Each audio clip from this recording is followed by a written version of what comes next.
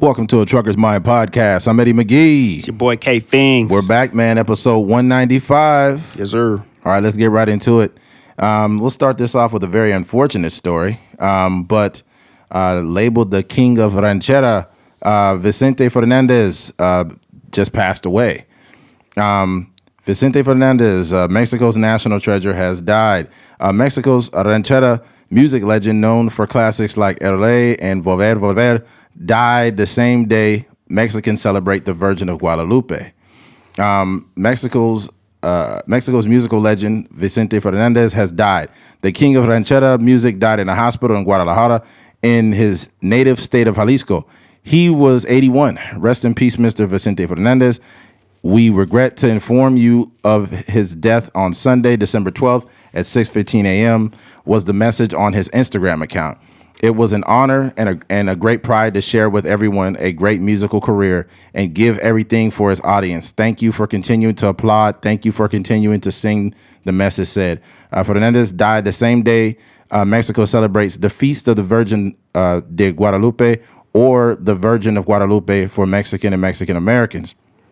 It marks the date in 1531 when the Virgin Mary is purported to have appeared to Juan Diego, an indigenous Mexican, in the last several apparitions. Fernandez was such an icon. Telemundo, NBC Spanish language network, interrupted its live broadcast of Mexico's Virgin of Guadalupe celebrations to announce his death. The news quickly flooded social media as major Mexican publications reported his passing. Yeah, dude. Once this happened, like it just blew up. Because I don't think people, even if you don't understand a cultural icon, or you didn't like grow up listening to Vicente Fernandez. For me, like I was telling Keith, I was introduced when I was a kid, even though, you know, I'm black, you know of him because of your friends' parents that listen. Mm-hmm. And then as you get older and you're chilling with some of your boys and they'll cut off all the rap or whatever and just turn on Vicente Fernandez and start taking shots and singing the music with their aunts and abuelita and everybody singing, having a good time. And he was a cultural icon in that way. I think that it caused the rippling effect, especially with Mexicans, the same way you think about like cultural icons such as Michael Jackson, or when Kobe passed. Like I had a specific relationship with that because when I was in the 6th grade, Kobe was a rookie. And then when he retired, his last game, when he scored the 60 points, I cried because I grew up watching this person. Yeah. Right? A lot of people felt the same way, you know, when Selena died. So I think a lot of people are having that effect because, you know, their grandmothers and then their mom and then their kids for generations listened to Vicente Fernandez. And now, you know, he died, which we all pass. But when someone has left this much music and culture, it's in a shockwave through a lot of people, man. So, yeah. Yeah. I mean, I don't have much, I don't know of him or really know him.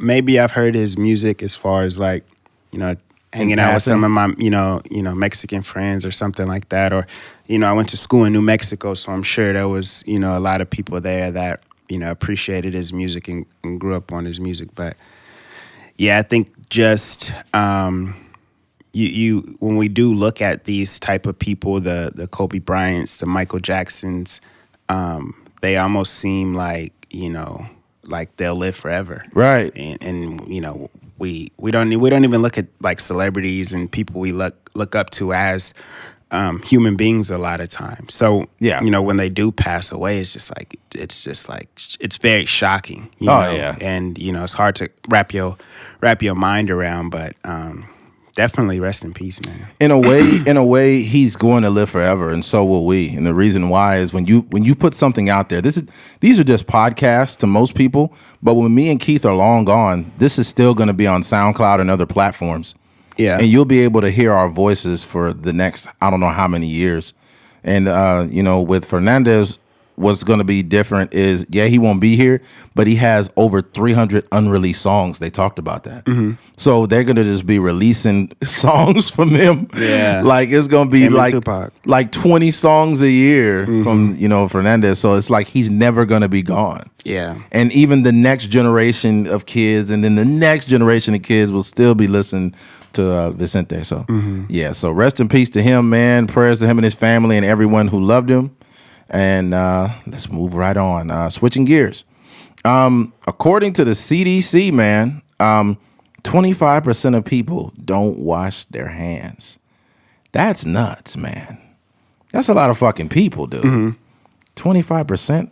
All right, let's check out this is what it says. This is another one. 1 in 4 Americans aren't washing their hands. A new CDC report finds that 25% of people don't remember to wash their hands at important times, such as after blowing their nose. I mean, like, dude, if you wipe your ass, you shouldn't have to be reminded to wash your fucking hands. You just stuck your it's nasty. You just put your hands in your butt, bro. You got doo-doo on your hands. You got fucking shit on your hands, and you have to be reminded, like, hey, wait, buddy. You might want to wash those hands. Oh, my bad. Sorry about that.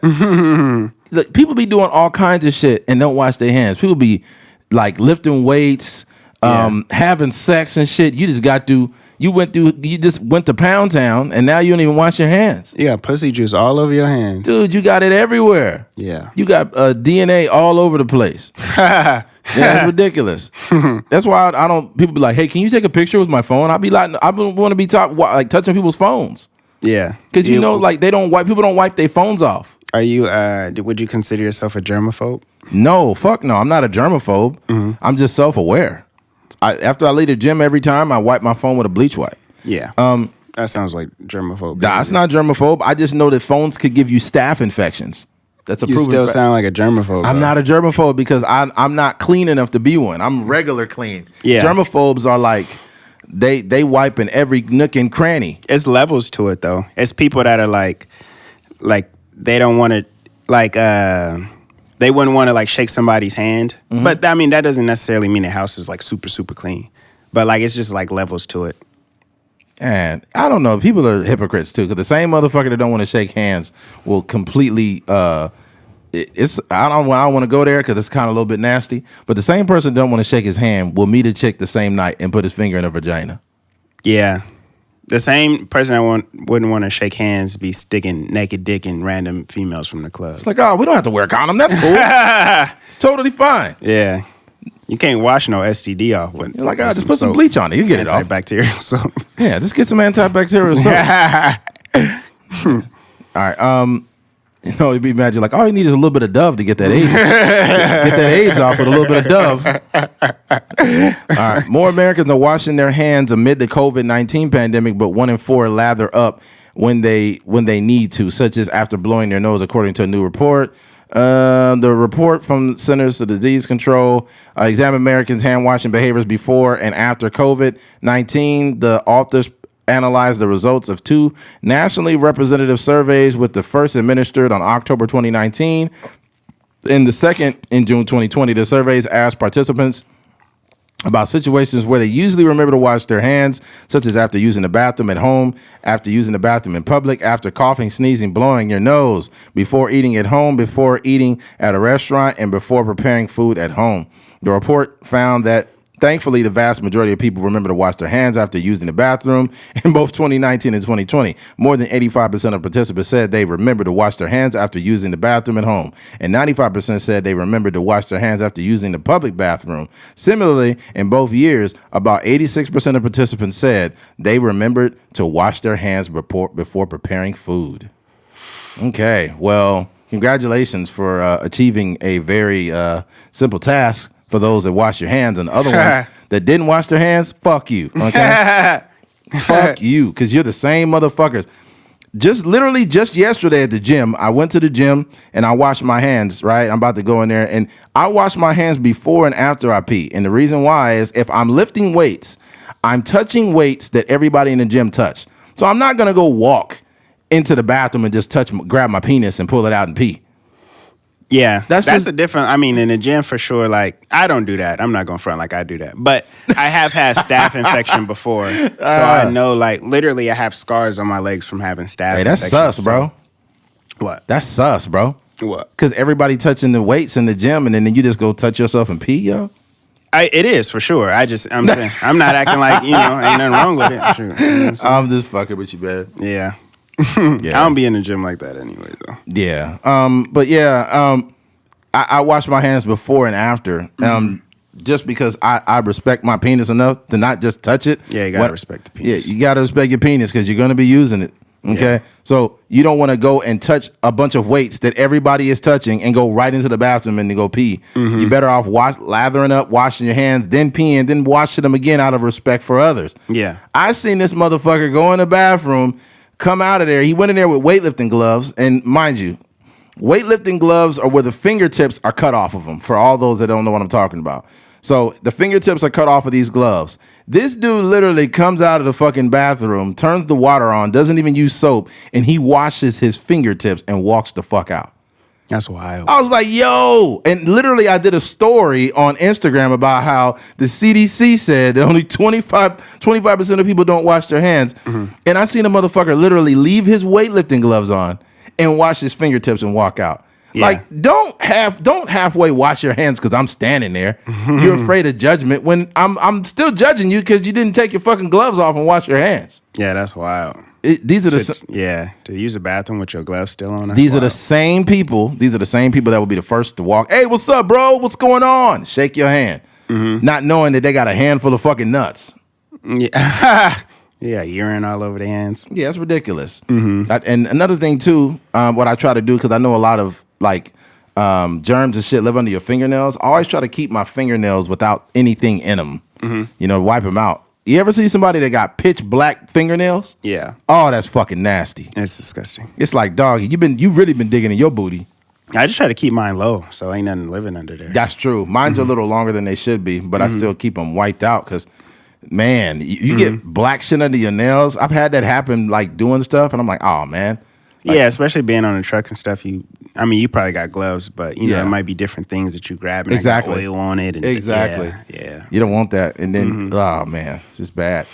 But yeah, that's a bad habit. I think that for me, I'm not like super excessive with the washing hands. Obviously, I wash my hands after I use the bathroom and stuff like that. I for sure don't always wash my hands before I cook something, but it is super important as far as just like you were saying, if the result of it is definitely like a staph infection, like I said, and I've had one before, like probably like one of the, I guess like the worst versions of it, where you have like they're almost like these huge pimples that are like on your leg. It's just the most uncomfortable thing I've probably experienced outside of like fracturing a bone or something. I remember when you had that. That was in high school. Yeah, I had it when I was a junior. Was it on your arm?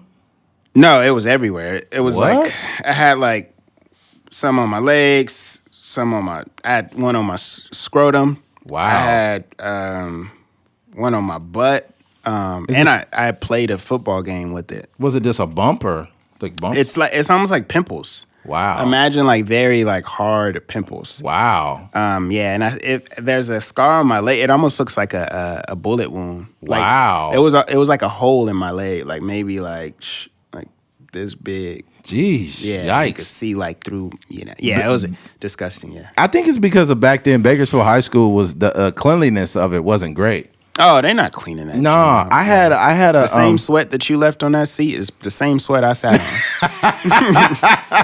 I remember when I was at BHS, and I know you got it during football season. During football season, I got like a rash I had on my foot, and I think I got it from in that locker room. Yeah. And and it started like turning like a little bumps. I don't think it was a staph infection. It was just like a rash. And it was just like itchy and all fucked up.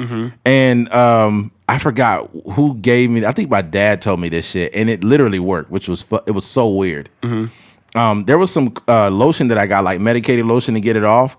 But then he said something about like people in Vietnam that would pee on their foot. Oh dang. and I guess peeing on your foot would get rid of the fungus or whatever. Yeah. So I was in the shower, I just started peeing on my foot. And it worked? That shit went away. Dang. That nigga got pee foot. Yeah. Little pee foot. Shout out to R. Kelly. Maybe that's what he was trying to do. Maybe they had a little rash. She had a little rash on her face or something like that. I'm trying to save you. I don't see nothing wrong. Yeah, but yeah, there's that. I don't know where the fuck we went with that. Wash your hands. And then also, something people don't talk about, just take a little bleach wipe or spray a little bit of bleach on a rag and wipe your phone off. Because there's so much shit living on your phone. You got to realize, think about all the things you do and you don't wipe your phone off. Yeah. And this will make you start wiping your phone off. And then if you get like a white rag or towel or whatever and you dampen it a little bit and you wipe your phone, you're going to see that there's black shit on your phone. Literally. When you sit your phone down on surfaces, you don't know what's been on that surface. They could have had raw chicken sitting on that shit, and you put your phone, and then you pick it up. Yeah. And then you eat a meal, and now you got salmonella poisoning. That's how it works. Yeah. If every doorknob that you touch, and then you touch your phone, all the shit that's on that doorknob is now on your phone. If you just get through having a sexual relations, and you got juices going everywhere, Yeah. and the juices get on your phone and dry up, now you got juices on your phone. That might be like a good reminder, though. What? Like, dang, that pussy was good. You just kind of like moisturizing it in your phone. You got condensation in your phone? This phone is wetter than a cold spray.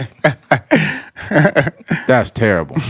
But yeah, man, wipe your phone wipe off. the pussy juice off your phone, man. You can only imagine there should be like a Joyner Lucas has this music video where it's like $1 and it shows like the transition from buying drugs to ending up in your pocket and the washer machine and all these different events.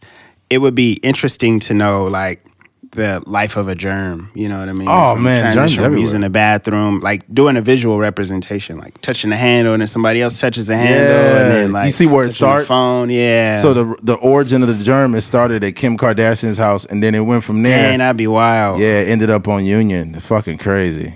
Man, I got the same germs as Kim Kardashian. That's nuts, man. That's dope. You're going to have a swollen ass just like Kim Kardashian. You know what's fucked up about Kim is she was so fucking beautiful. Yeah, she never pretty. needed no surgery, no nothing. And I know I'm gonna get shit for like, you shouldn't be commenting on women's bodies. I'm doing the opposite, dude. Kim was hot. Kim was thick. She was pretty. Everything. And then for some reason, it's not just her, but there's like a pandemic of women thinking that they need these surgeries, and you don't fucking need it. Yeah.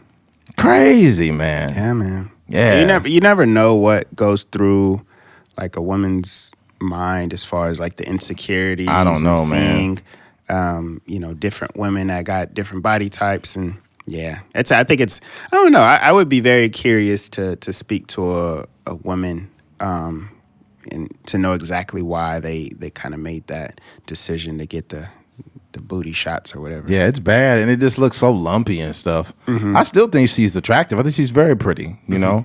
Yeah. But just when she turn around, that ass be looking like that frumpy. That ass be looking like a punching bag. Yeah. I'd be like, come on, Kim. Come on now. And maybe it's me too. I like regular women. I just like regular women. Yeah, now Pete Davidson smacking those. Yeah, he's a comedian, so he probably be laughing at that booty when he hitting it from the back. Like, this reminds me of time when I was at the bar. My dad died in 9/11. If you're making the dark jokes. Yeah. Shout out to Pete Davidson. That's somebody I love to talk to on the pod. Really? That'd probably be the best podcast ever. Pete Davidson. Yeah, that dude's fucking hilarious. Yeah. I'm not really like a super fan of his, but I'm not either. But he is fucking. I heard him on. He was talking about Joe Budden. Joe Budden had said something. He's like, Joe, shut the fuck up, Joe. Like the way he described Joe Budden's career and what he was doing, and he told him to shut up. That shit was hilarious. Yeah. Yeah, because I guess Joe Budden was having a hot take because he just used to just go off and talk about people. I forgot what he said about him. Yeah, he said something. I don't know. But yeah, there's that. All right, switching gears. Jussie Smollet is back in the news. And I guess he got convicted like after that for filing a false police report and shit, and it just came back up. So he's back in the news.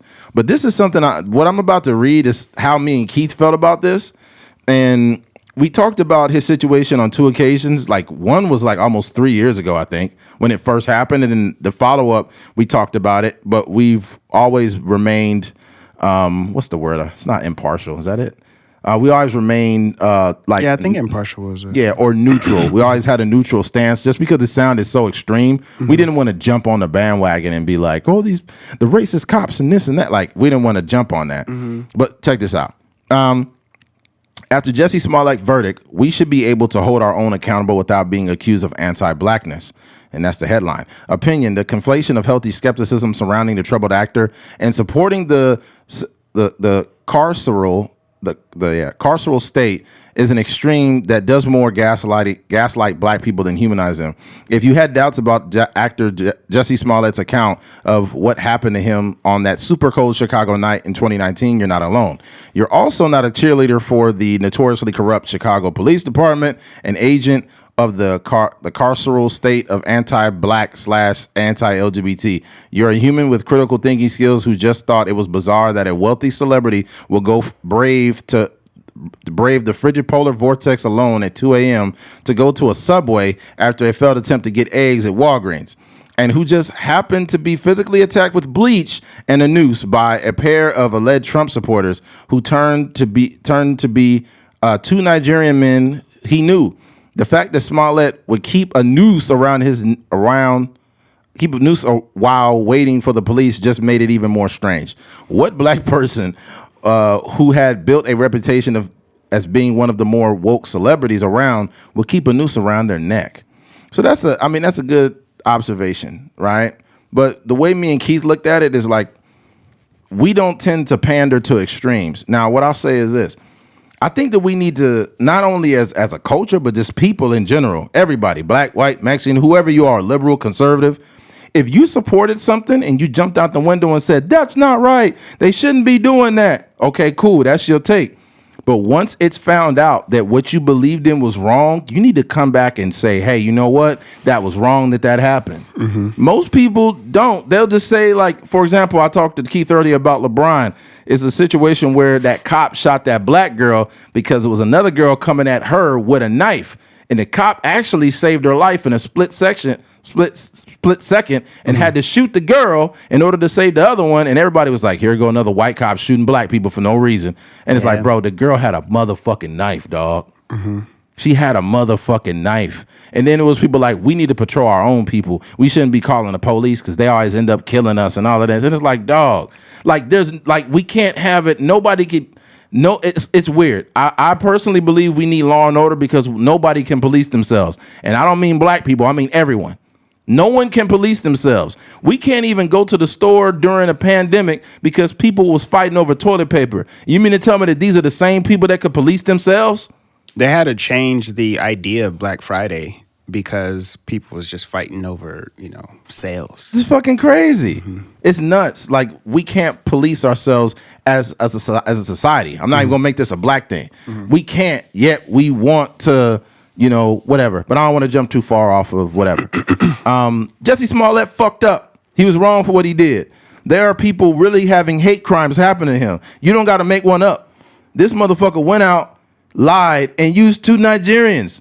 You can't get more blacker than that. You had the polar opposite, which was 2 white men wearing Trump hats, and you just replaced them with 2 Nigerians, man. Like, you can't think you're going to get away with some shit like this. This shit was stupid. This shit was wrong. It's just like somebody faking an accusation of something that's like some form of sexual assault, and they lying about it. It's really people getting hurt by sexual assault out here. It's not something you should be lying about. Yeah. Like, this shit is not something you play with.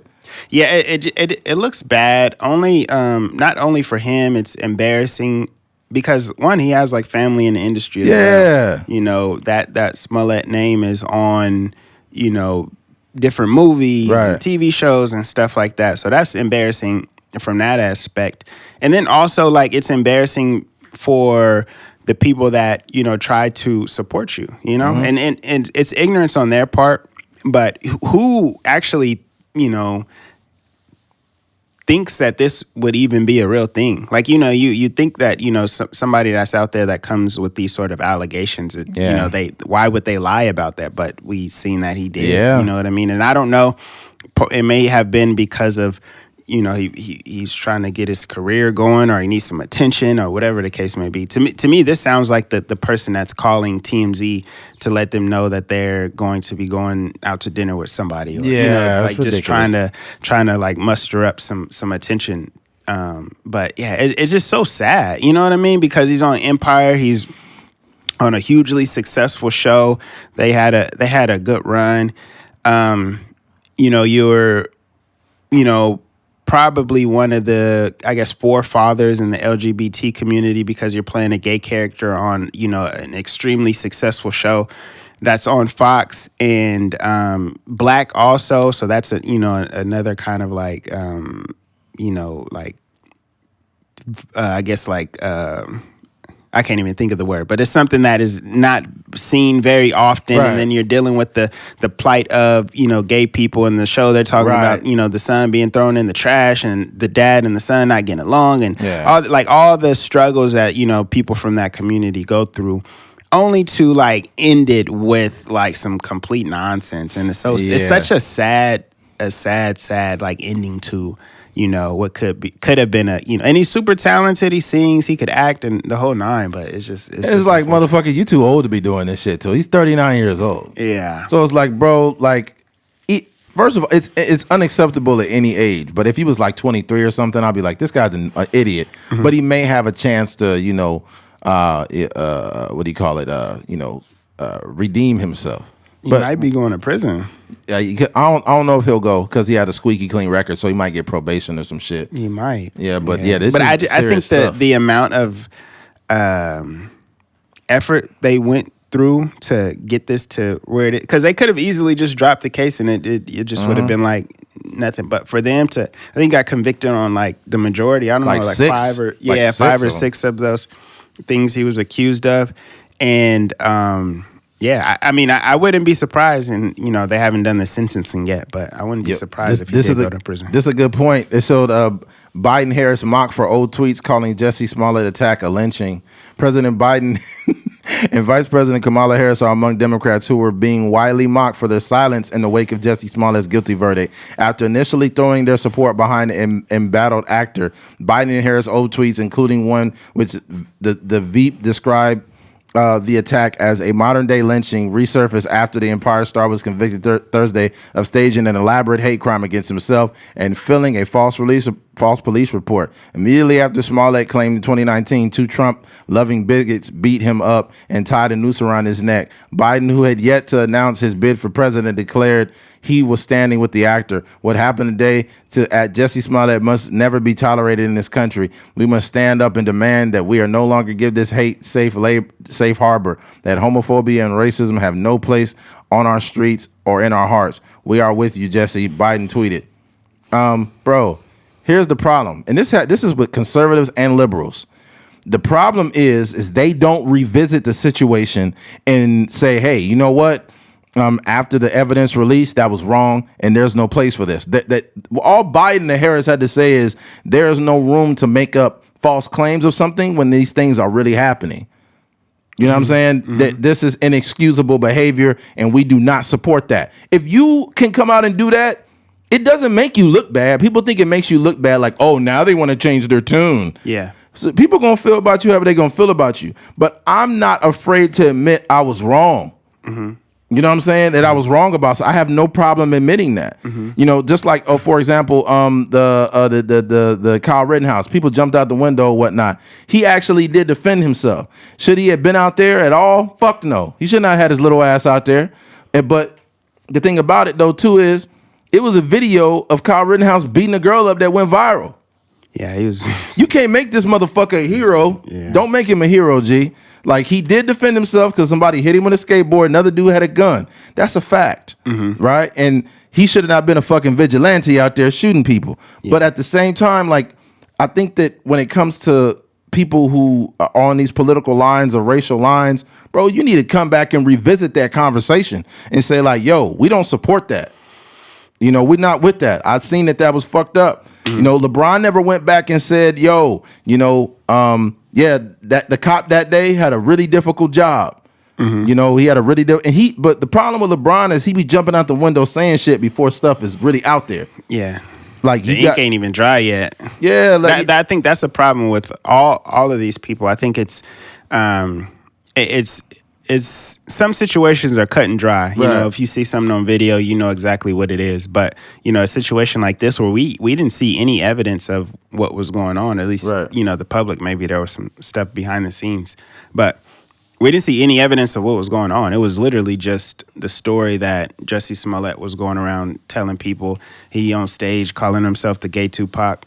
You know. That's when I was like, hold up, G. Yeah. Somebody in prison gonna be calling him the gay Tupac too. Nah, they gonna be in there like, Hail Mary, let's see. I get around. Epic. No, they gonna be in there like, that nigga Jussie Smollett got a big booty. Yeah, hey man, like seriously though, on some real shit, stop fucking around. Like stop doing shit like this. Whoever you are out there in the world, like one, don't make false claims of serious situations because those things are really going on in real life, and those people that are going through racism or homophobia really deserve the spotlight, not a motherfucker that's lying about it. Also, don't be the person that supports something and then when that thing comes back as wrong, you just act like it never existed. Yeah. I'm not with that, man. And I see a bunch of conservatives do that bullshit. I see a bunch of liberals do it. I see other people doing it. Yo, be a real human being. It's okay to admit either you was wrong or your estimation of that situation was fucked up. And then once you see that, move on. You don't, but don't throw your hands up and stop talking about it like it don't exist. Cause that's what like LeBron's star is too big. And I don't know who's in his camp or if he just tweets when he sees things. But sometimes the echo chamber you live in can work against you, dog. Yeah, I think that I don't know if that LeBron still may believe that. That's the only reason I wouldn't compare these two. He still may believe that she wrongfully got killed. Like he still may believe that there was other things that could have been done to prevent that from happening. But as far as Jussie's situation, there were people that were like posting on the Instagram, you know what I mean? Pictures of him and, you know, writing these long posts. I stand with you. Yeah, all the hashtags and all this stuff. And all they did was just delete the post. And then, that's all they did was delete the post. Can't do that. All them pictures, they should have a thing of all the pictures of Jussie Smollett that got taken down. Like, bro. Oh, yeah. They should do like a poll. How many people deleted that shit? Yeah. And then not only that, then people put like, you know, after George Floyd died, then everybody had like a black, the picture was black, like I stand with you type shit. Like, you don't need to post that shit up on your profile to know that for me to know that you stand with me or stand like social media empathy or support, that shit is fake. Yeah. You know, if you're gonna do something, do it for real. Do it for real. Yeah, I think, and don't, you know, I think we gotta stop. And I'm not a celebrity, but we gotta stop succumbing to the pressures of, you know, the world. Because I think sometimes LeBron may feel he need to say something just because, you know, that's kind of the kind of character he's built over the past few years, just kind of being in the forefront of social issues and, you know, using his platform after games and stuff like that to mention stuff about George Floyd, to mention stuff Breonna about Taylor and whatnot. Yeah, Breonna Taylor and stuff like that. So yeah, I just think it's okay to say, like, you know, even in terms of like you know, my day-to-day conversations, if something comes up and even if, you know, when it comes to the podcast or my mom or whatever the case may be, if they bring a topic of conversation that I don't want to talk about or I don't care to visit, it's like, nah, I don't really care to talk about that right now. And I think that would be so much better. Or even if they did say, like, you know, we mentioned, hey, I know, you know, I feel, you know, my prayers are with Jussie Smollett, but I just want to see it play out, you know, 100%. And then just leave it at that. And they gonna try to pry, but if you have that going into a situation, you know, I don't know what the public will say about that type of statement. I don't know what Twitter or Black Twitter will say about that, but, you know, as from my perspective, you'll get so much more respect if you made your statement after the verdict, but Yeah, man. Look, here's the thing. Especially if there's a situation where there's a lot of evidence, like recently the Ahmaud Arbery, when a situation where they convicted those dudes for, basically hunting him down and shooting him, when there are signs of racism or somebody literally coming after somebody, hunting them down to shoot them, and all the evidence is there, I'm definitely going to support that. I'm going to support them getting arrested and stuff. But just somebody being black is not enough for me to support them. Yeah. Because I'm not going to let you make me look stupid. I'm just keeping it real. Like if you did something, if you were the victim of something racial or whatnot, I will support you not only because you black, but because it was wrong. But I think sometimes what people do is regardless of what their belief system is or their culture, they allow that to be the driving force behind what they support. Mm-hmm. Or you're conservative and you stole money, I'm still going to support you. Yeah, that's not enough. That's not enough. Like, yo, you being conservative and another person being conservative, when they do something wrong, you need to hold them accountable. Don't just support them because they are from the same party as you. Mm-hmm. If somebody's liberal and they do some fuck shit, don't be like, well, they're, I support them. That's stupid. Yeah. Nobody is ever going to get anywhere in life if we keep doing this nonsense. Mm-hmm. We need to be more objective about who we support and what we look at. And if we make a mistake or a hiccup, let's just go back, revisit it, and say, yo, I don't support that. I don't rock with that. Mm-hmm. Okay, for example, some people might say, I don't disagree. They'll be like, I disagree with Eddie. I don't care. I don't care what goes on. If they right or wrong, if they black, I'm riding with them. Okay, if that's what you believe, why is it? Would you refer somebody to a job that you work at knowing that they was a fuck up? You wouldn't, would you? Mm-hmm. You want to make sure that they don't make you look bad, right? Mm-hmm. So why doesn't this same thing apply to everybody we support or look at? Mm-hmm. I don't want you making me look stupid. If I see some cracks in something, I'm gonna be like, hey, let me just wait till all the fucking evidence come out. Yeah. Let me wait and see what's going on. Yeah.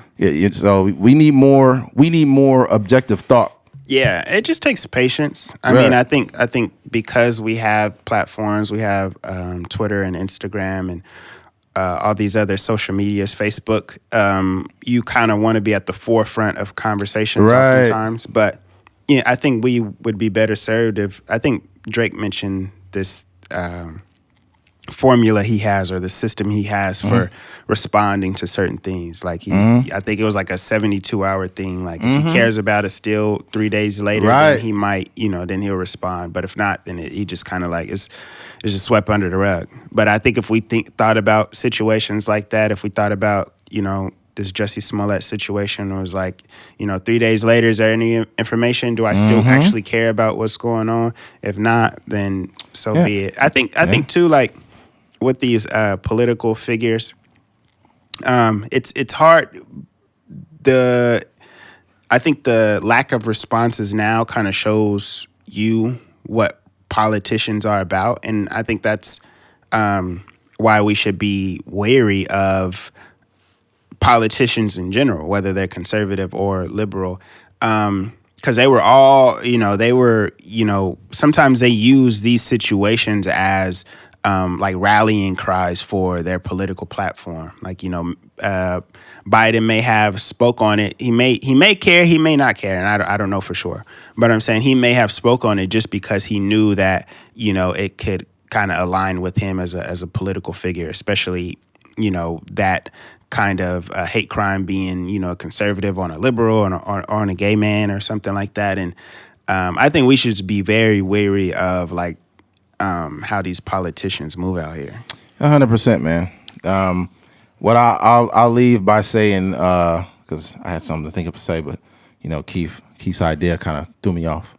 Shout out to Keith. Yeah, but ultimately I'll say, look, man, we have to be able to be more objective about how we look at things, and just stop agreeing with the masses. Yeah. Just because ultimately we're going to see that something was wrong. And if you act like it just never happened or didn't exist, then that's kind of weak when you think about it. But anyways, switching gears. people pick and choose when they want to believe in science. Oh no, this is what I was gonna say. This is what I forgot. There's a lot of hypocrisy that's going around just in general with these overall conversations. And I was thinking about Billie Eilish. That's what I was thinking about. And Billie talked about, she's like very young and really with this super progressive woke, conversation she be having. She talked about body shaming and things of that nature, right? Billie Eilish was on TikTok. She says, like, I just hate when like you give an ugly guy a chance and all of a sudden he thinks like he's like important, and I'm done giving ugly guys. I'm thinking like, wait a minute. Did you not just talk about body shaming? Yeah. Is that not body shaming? Yeah. I don't think people also can see the hypocrisy in their support or opinions of things. Yeah. That's part of the problem too. Yeah. And some dude responded and said like, they said, give an ugly guy a chance, and he starts thinking he's the prize. And he said, this is what he said. And I don't agree with it, but he said, give a basic B a microphone and an instrument, and she thinks she's a musician or something like that, right? And then a bunch of people liked it and laughed, and then Billie Eilish's brother like inboxed him or wrote him on there and was like, hey, this isn't right. You don't know my sister and blah, blah, blah. Yeah. So it's like, well, I mean, you can't say shit like that and expect for nobody to say anything. Yeah, that's a tough situation. I just think like when you're an extreme version of anything, there's always going to be cracks. Yeah. There's going to be chinks in your armor. Yep. So, it's cool that Billie Eilish is, very supportive of, liberal rights and all these kind of things and these agendas as far as the no body shaming and all these different things. But we're humans at the end of the day. Yeah, 100%. You know what I mean? So we're going to say certain things. She proved it. But that's the danger of being that extreme version of that. But I think that's an important thing, like, at least in our tone. We don't try to be, like, we're just in the middle. So if I say something that's racist, I'm going to get on here and I'm going to apologize if it's, if it's a joke, it's a different thing. But if I say something like genuinely racist or homophobic or whatever the case may be, I'm going to get on here and apologize. But I don't think anyone would look at me and be like, yo, he's like the super liberal person. How could he disrespect the LGBT community? No, usually if there's like something racial on here, it's usually with the satirical undertone. People understand that it's a joke, and I don't even think they look at it that way. And I think we develop enough of a viewership or listeners that they understand what our personalities are like. So I don't think they will be like, Keith is racist, Eddie's racist, get him out of here. They understand that we're fucking playing around. Yeah. But this the way. There's some real racism going on out here. So we don't have to, you don't got to muster up any on our podcast. But, sometimes the way Keith talks about Asians is very problematic. And if you guys want to send your hate to anybody, just send it to Keith. And it takes some heat off of me for a little bit. Hashtag stop Asian hate. Hashtag cancel Keith 2021 going into 2022. Now I was telling you about my niece and how. Oh yeah, that was wild. Just for the sake of conversation, it was my niece is 5 years old. She lives like out in the Rancho Cucamonga area, and some girl had came up to her and was like, hey, I can't play with you anymore because my mom said, my mom said she only wants me playing with people that are my same color or my same skin tone. And mind you, this is a little Hispanic girl. So, and my niece is Black and Mexican. So I just say that to say, like, it's real racism going on out here. It's the adults that fuck everything up, man. Yeah. Little kids are pure. Little kids are just open-hearted kids. You see black kids playing with little white kids and Mexican kids playing kickball, and everybody's kids. Yeah. But it's like the adults ruin it, man. Yeah. The adults put their ideology and shit on kids, and they just fuck the kids' heads up. Yeah. It's what's sad is for anybody you see that they could be in a KKK or they could hate Mexicans or hate blacks or hate whatever group. Back when they was little kids, they used to play with all the people that they say they hate now. Yeah. And it's the parents that fucked them up. It's so fucked up how a lot of kids don't even get a chance because parents bring their raggedy ass views and put it on the fucking kids. Yeah, they can't even think for themselves. Yeah. And I don't know the nature of that girl's relationship with my niece, but I could imagine them playing with each other all the time at recess. Yeah, all the time. And then, the little girl like, hey, I have this, this friend at school. She's really cool. I love hanging out with her. And she's like, what color is she? And she's like, oh, I think she's black. And then, then that conversation is, I don't want you playing with her. It's just like, so, and it does nothing to affect the child. Like, no. Even if you had these beliefs about black people are thieves or whatever, the worst human beings in the world. Blacks wear glasses.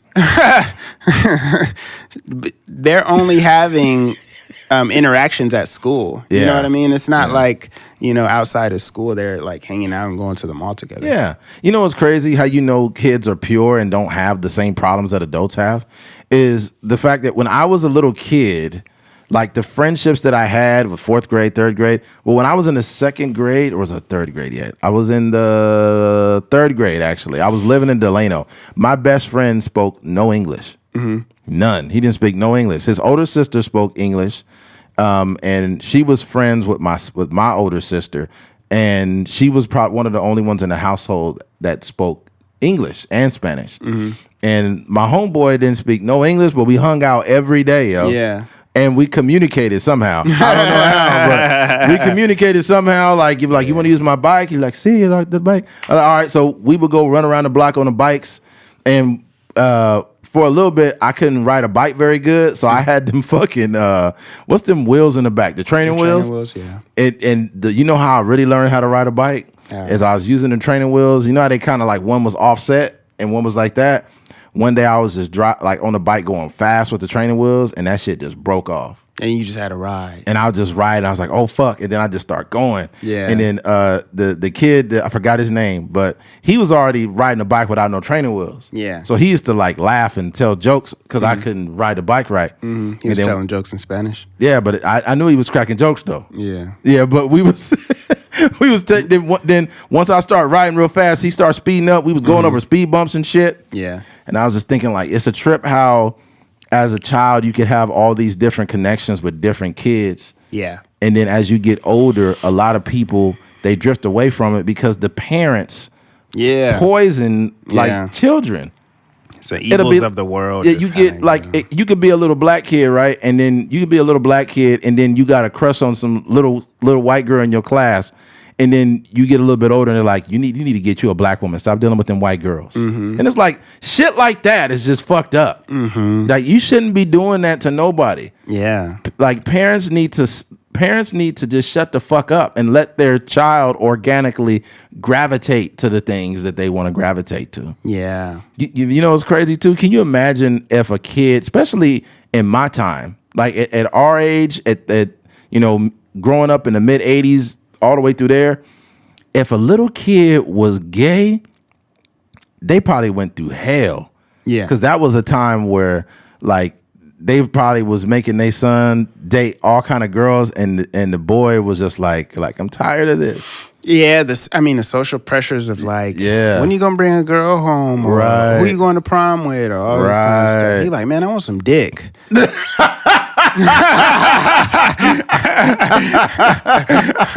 Oh my God. Imagine if that's the little gay kid, because I knew there's a cousin of mine who is gay. I won't say any names, but he's 5 years older than me. I think he's 5 years older than me, and or 6 years, one of them.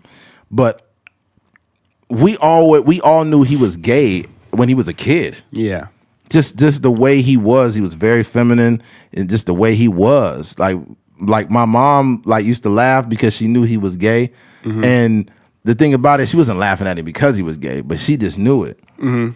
And like, he hasn't how do you say it? He hasn't came out. Everybody know it though. Yeah. You know what I mean? Mm-hmm.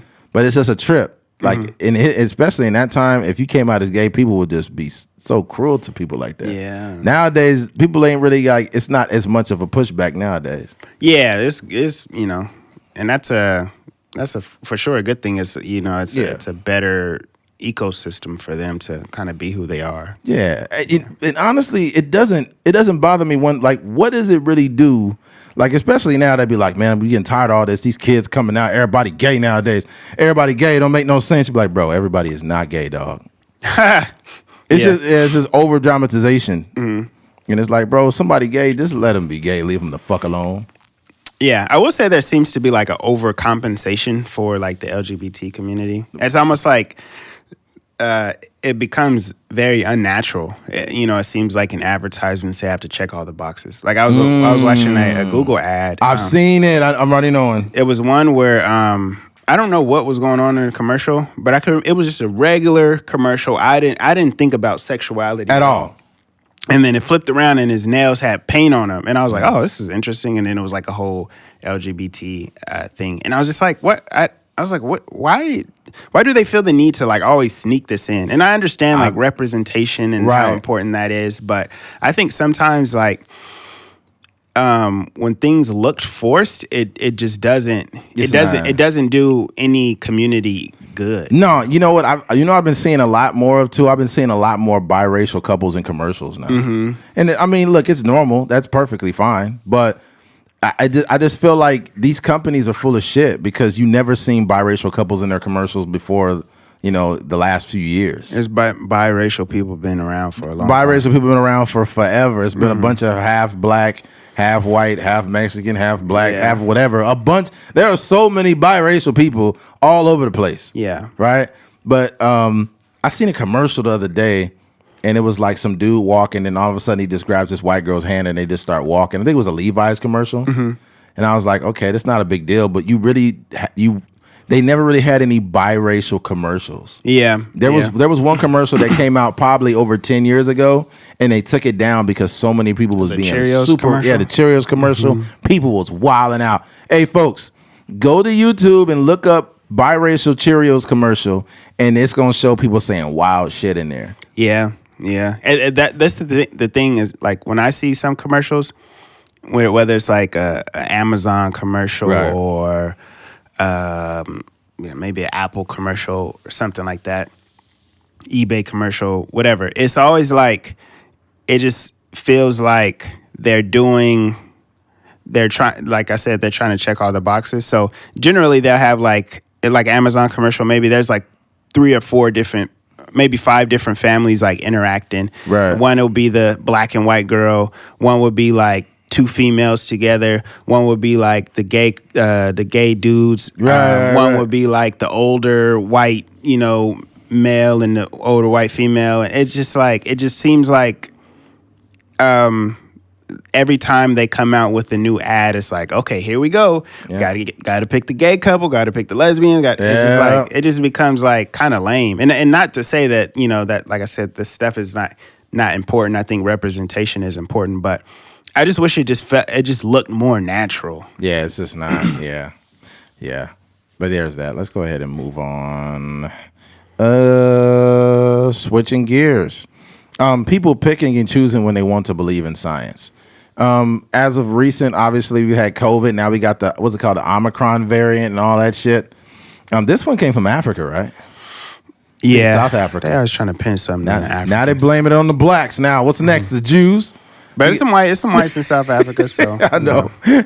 They gonna have Charlize. They got the Asians first. Now they got the blacks. They get the Jews next. Yeah. What's that variant gonna be called? I don't know. It's gonna be cheap though. The Hanukkah variant. Oh, that's a trip. But yeah.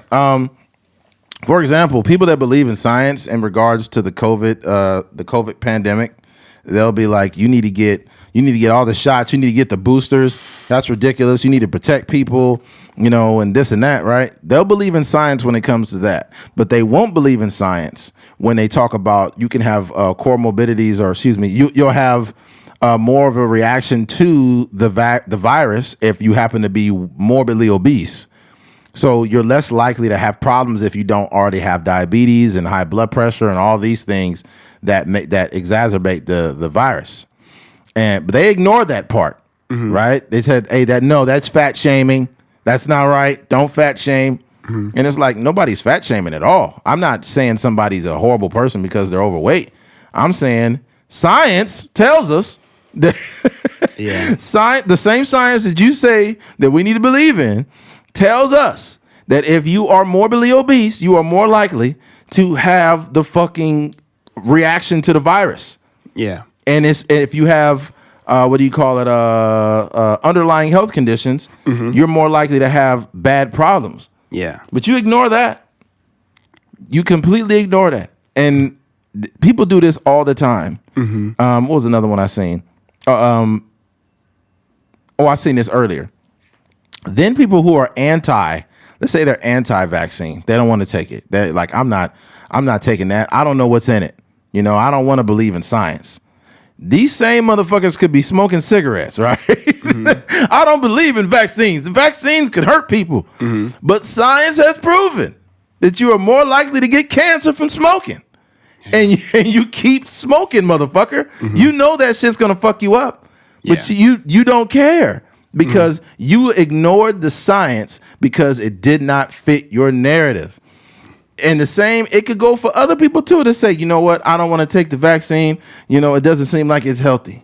But the same person will go to McDonald's 4 times a week and bring all the burger coupons so they can get even more burgers. Yeah. And it says right on the wall when you go to McDonald's, it says may cause cancer or birth defects. But it doesn't matter because you put Mac sauce on those birth defects because you don't care.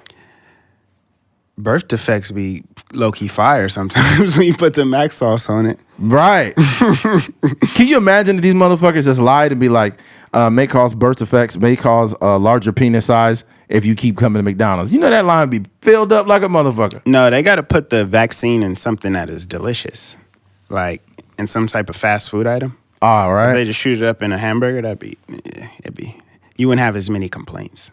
Come on down, the In-N-Out vaccine. Oh, if it was an In-N-Out, for sure. In-N-Out or Chick-fil-A. Oh, Chick-fil-A? Be out of here. Dude, I heard Chick-fil-A open back up. Yeah. Dude, fuck that place, man. Chick-fil-A fire. That shit ain't all that, dude. I've been there only a few times, and I was just like, yo, I can make better food at home, man.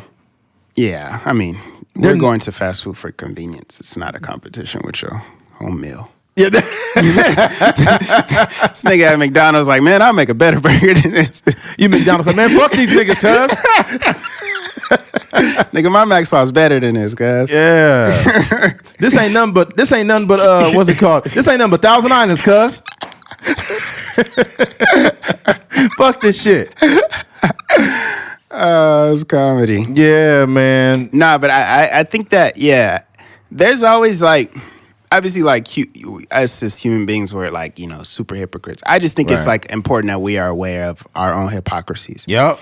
Because I have like people, I guess from the outside looking in, like people think that I eat like a lot of candy and stuff like that. You do be eating a lot of candy though. I don't eat a lot of candy. Like I don't go to the store and purchase candy. I just eat stuff when I am like, when I need a snack or something like that. So like basically if there was a healthier alternative like that was present, you know, when I was hungry, then I would just eat that. It's not like I don't have like huge tubs of like I don't even have any candy in here. You know, presently. You know what I mean? He loves acai bowls though. Yeah, I smack the acai bowls. But he be in there like acai. Oh, but so like, but you know what people will see, and people tend to like. I think what happens is if people have their own sort of like obsessive behaviors, they tend to like recognize it in other people. So like, if someone would say like, you know, I go to the house and then I got some like lunch I ate lunch at like, you know, like 12:30 or something like that. I don't eat dinner until like 7:30, 8 o'clock. And in between there, like it's some, you know, it might be like some Twizzlers hanging around or something. And I like, dang, like nigga, I'm low key hungry. Like, let me knock some of them down. And people will see that and they'll be like, oh snap, like, you know, he love eating sugar or he love eating candy. Like he's a sugar bug or something. Yeah, sugar like that. daddy. He's a sugar daddy. Yeah. And like those same people, and this happens like in real life, like those same people would have their own like obsessive behaviors that are far more detrimental to their life than just sugar. So I say that to say it's so many people out there, and for me, I never say the same to those people. Like I don't ever say the same thing. Like, oh, you. Well, you know, your caloric intake is a little high. You know what I mean? You are obsessive over food, or you need to, you know what I mean? You need to work out, or you're lazy, or you know what I mean? I don't approach people in that way. And I you know, the way I operate, or I guess my the way I'm built, I can handle that. I don't you know, I don't get offended when someone says like, you know, you eat a lot of sugar or something like that. Fuck Keith. Yeah, but vice versa, if I'm like, well, you fat, you know, that conversation wouldn't go over that well. You know what I mean? So I just think that like people, we just need to be mindful of how we can, or how we have this, you know, hypocritical, I don't even know, is that hypocritical behaviors, I guess. It is hypocritical behavior. Okay. 100% hypocritical. If somebody's telling you that you eat too much candy and you got to be careful, but they're 400 pounds, motherfucker, take your own advice. Yeah, exactly. Like, your blood sugar is probably high enough to make a whole bakery, dude. Shut the fuck up. Yeah. Yeah. Here's the thing. You can notice something wrong with me, and just as long as you recognize there's something wrong with you. Yeah. And then we cool. You'll be like, you know what? Look, I may not be the best person to say this, and I have problems with food myself, but you need to watch your sugar. You know what I'm saying? Facts. I think we need to. We also need to understand like what real addiction is. Yeah. You know what I mean? Because there are, you know, those same people can have like some sort of addiction of their own, and then they'll see a behavior that looks like addiction or favors an addiction. And they'll speak about it in that way, all while dismissing like all the addictions they have, Facts. Whether it's like porn or whether it's food or coffee or whatever the case may be. And you're just like, come on. Like, It was crazy to me. That's a wild one for me, the whole porn addiction thing. Like, some people be having a porn addiction so bad that they like get divorced and everything. Ah, dang. It's like, I don't get like how you have a porn addiction. I don't know. Yeah. You know, I mean, I don't know what a healthy amount is, and I don't watch it like super frequently. I mean, when I was younger, I probably indulged, you know, a few times a week, but now it's like, I don't really, you know, it doesn't I really. think it's better to actually experience women, but at the same time, it's like nothing wrong with rubbing one out here and there, watching a little porn. Yeah. You know, but don't be, if you sitting there watching it all week, something's wrong with you, dog. That's so crazy. That's so crazy, dog. It's also disgusting sometimes. Yeah, it's just Like, too much. Just watching other people have sex You got to think about it. You're literally watching other people, what do they call it, a cuck?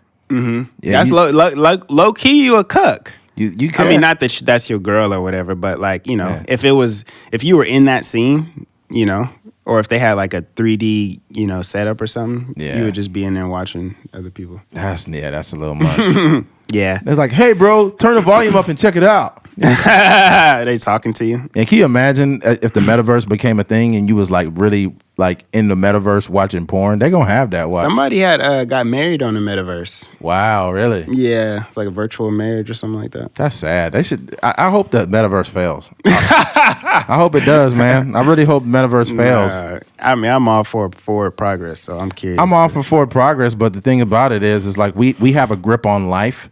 Yeah. But a lot of people that are getting involved with the metaverse, like they're getting really into it, they don't. So they're literally are abandoning reality for the metaverse. And I think that it's too late, though. What do you mean? The metaverse is essentially what the metaverse is, at least as far as like what Mark Zuckerberg is doing. They're just making a hub for what's going on already. Yeah, right? So it's just a manifestation of what's already existing. Yeah, the metaverse is Fortnite. The metaverse is remember RuneScape? No. RuneScape was this game you would play like most people would play it. People would play it like at the library. Basically, you play it on a computer, and it was just like this game where you would walk around with like a sword and a shield and stuff, and you could kind of build your character up and get points. And it was like Dungeons and Dragons almost.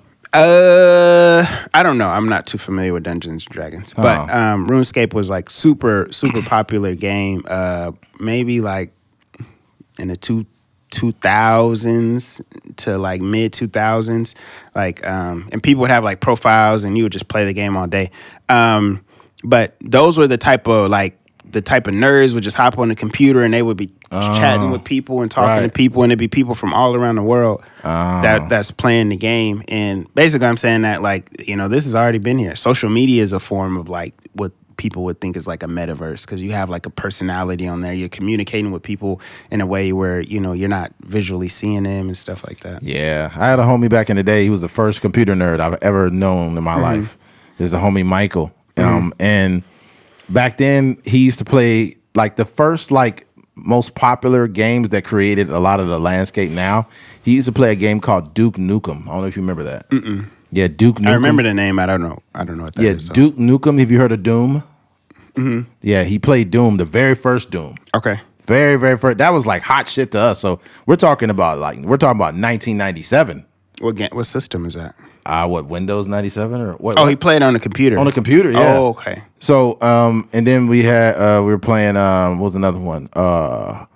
World of Warcraft. I think that had just popped off back then. And then there was another one. Oh my goodness, I can't remember what it was called, but it's a super popular game. But yeah, man, it was those games kind of started off a lot of this shit. But I don't want to jump too far off of what we're talking about. I think a lot of times people tend to recognize science when it fits their narrative. And this is one of them. There's a recent study that showed that Viagra reduces the chance of Alzheimer's by 70%. So they're telling you that a pill that gets your dick hard reduces your chance of Alzheimer's. And it's like people will literally be like, "Oh wow, this is great," and you only saying that because you want, what I mean? I hear that all the time. Like people, they will be like, "Hey, take this; it's good for you." Like it's a very vague statement. Yeah, you know what I mean. And me understanding what research is and understanding that it's literally just somebody testing a certain amount of subjects, and that's it. However it plays out, like if something leans towards this. Yeah. And also we understand that like science it's not a sure thing. No, science can also be corrupted. A lot of it is just theories at the end of the day. But science can be corrupted when you put money behind it and the wrong people to sell your shit. Yeah. So 70 like this study is kind of like, I don't know, because it's not also putting in the fact that Viagra can make you go blind. Like, what's the point of having a hard dick when you're blind? You can't even see what you're fucking at that point. Yeah. I think they're testing different things. I guess, bro. But if you're blind and you got your memory still, I think that's a fair trade. Do you mean you're gonna be blind with a hard dick? I'm saying if they told me you can have Alzheimer's or you can be blind, I would definitely be blind. Because Alzheimer's is the worst. Damn, yeah, that's true. Yeah. Damn. You just walking down freaking 17th Street and you just like, where am I at? I mean, we're already looking at that right now with Joe Biden. Yeah. Joe Biden he low-key got Alzheimer's. My grandma has Alzheimer's. Really? Yeah. I be talking to her and like we'll have the same conversation over and over. A couple times. Like, hey, how you doing? Oh, I'm good. Just hanging in there. That's cool. How your mom doing? Oh, she really good. Hey, how you doing? I'll be like, oh, I said I was good. Oh dang, that sucks. Yeah, it sucks. You have to find the laughter in some of it. Either laugh or you fucking cry. But I think that it's I think that is like how we also how we orchestrate arguments in a sense. Like we kind of like choose things that allows us to, I guess, sound stronger in our argument. It's just like when you used to write like the essays that you're trying to entice someone. I can't think of the word right now, but you would write these essays where you're trying to argue a point. So they'd be trying to argue with essays? What? You talking about, fool? Nah, fool. Don't be looking at me like that, homie. You want to argue or what, homie? Go ahead. But you would have to write these essays arguing a certain point, like why why was the March on Selma good for the civil rights movement or something like that. So basically, your essay might have flaws in it or it might have holes in the argument, but you're only picking the things that kind of support your argument. And I think that's basically what happens with a lot of people and a lot of science, you know, and even with statistics, right? You know, you can say that black people are killing each other, which is a fact.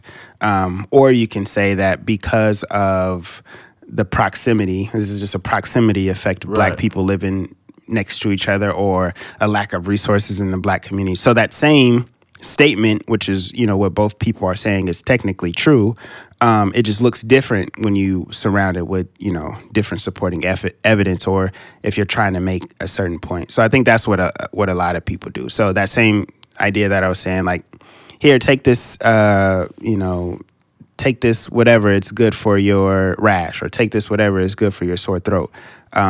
It's just like, you know, it's just people trying to support their idea, but also dismissing a bunch of other stuff, because we know there's always side effects and there's always like two sides of a story.